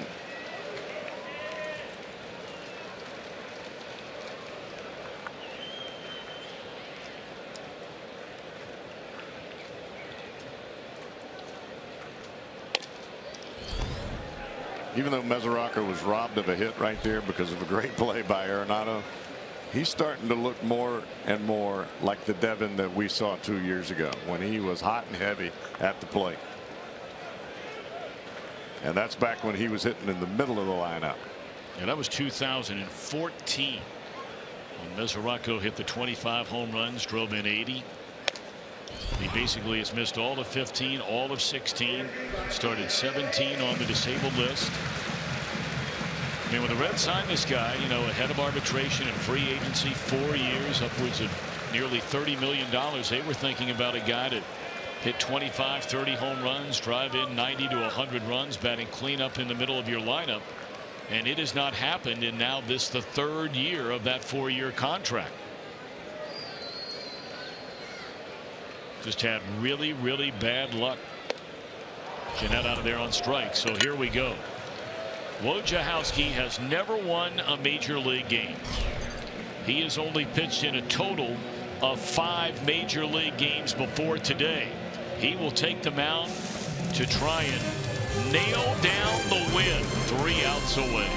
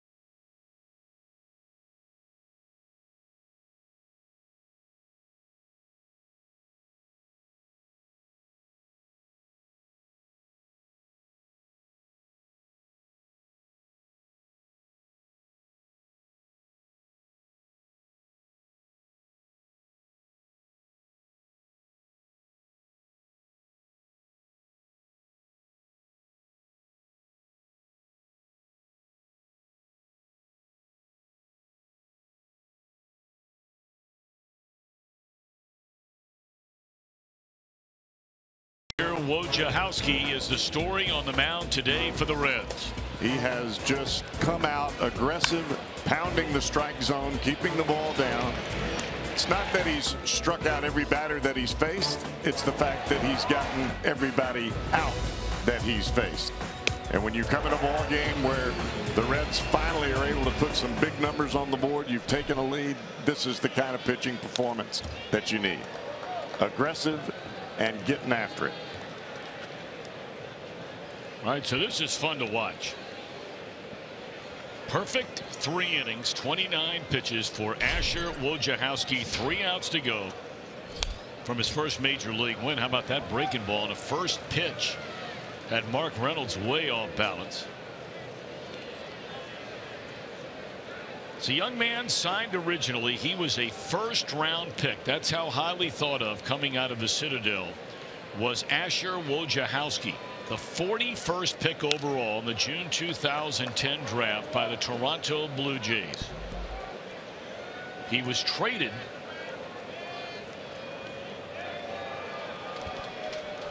to the Houston Astros in 2012. He's been a starter by and large his entire minor league career. Only 11 games he has pitched in the minor leagues out of the bullpen. He's logged over 800 minor league innings, and now a chance to win a major league game for the very first time. For those of you that weren't with us in 2015, the Astros started him 3 games, pitched him 2 other games out of the bullpen, an 0-1 record, and he got tattooed. I mean, he gave up 23 hits in 16 innings and 13 earned runs. 2-2 on Reynolds.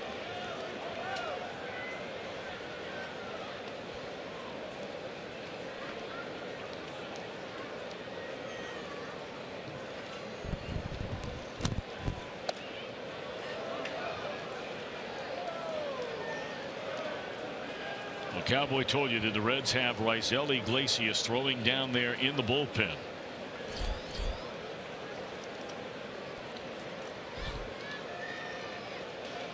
Three and 2 on Reynolds. Wojciechowski to the plate. Popped up and playable for Votto. 10 in a row retired by Wojciechowski.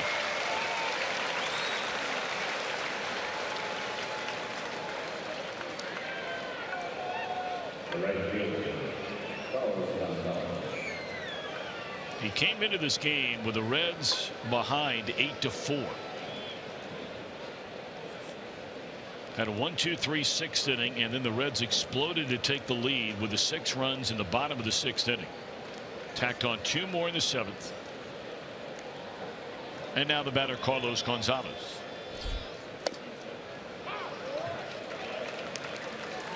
And look, this young man, who knows what his next outing might be, where it might be. We have no idea. Only he knows what's going to happen when he takes the ball on the mound. Maybe in his younger days when he first got called up to the Astros, it was a little overwhelming. He's older now. He realizes, hey, these chances are few and far between. You better cash it in.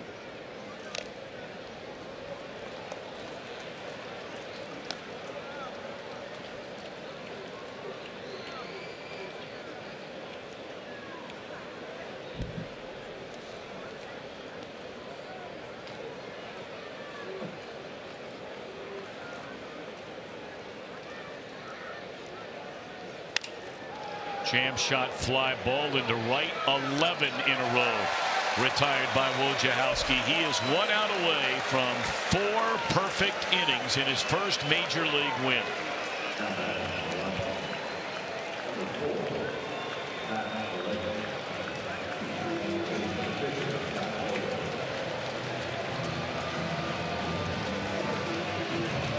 And all the individual accolades aside of how well he's pitched today, think what he's done for this to lead this depleted bullpen and pitching staff. And it's a base hit into center field that nearly hit him. May have got a piece of it. It's a base hit by Ian Desmond. Pat Valleca. Or Valleca, I beg your pardon. Like a first pitch fastball hitter. But if you're Wojciechowski, you're pumping that heater.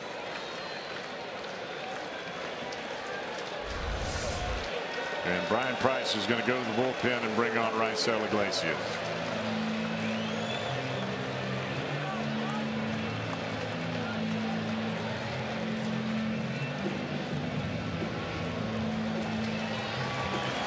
Tremendous performance by Wojciechowski.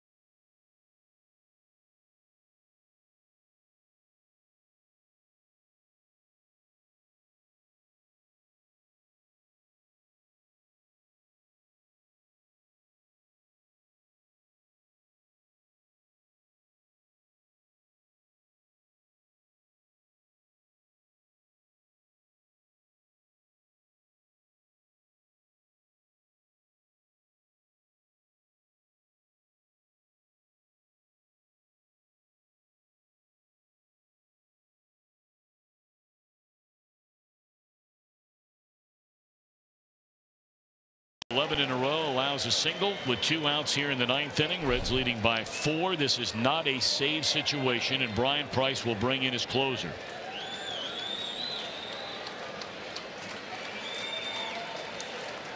Iglesias pitched an inning here last night. And the runner will take second base. Alexi Amarista is the batter.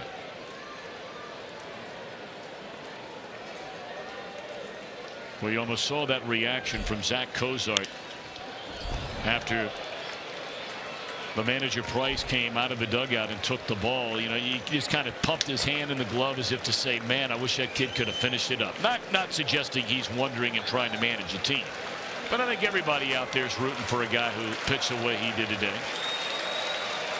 That's what you like to play behind. So that'll take care of that on the throw by who else? Cozart, and the Reds' 7-game losing streak is over, and Wojciechowski gets his first major league win.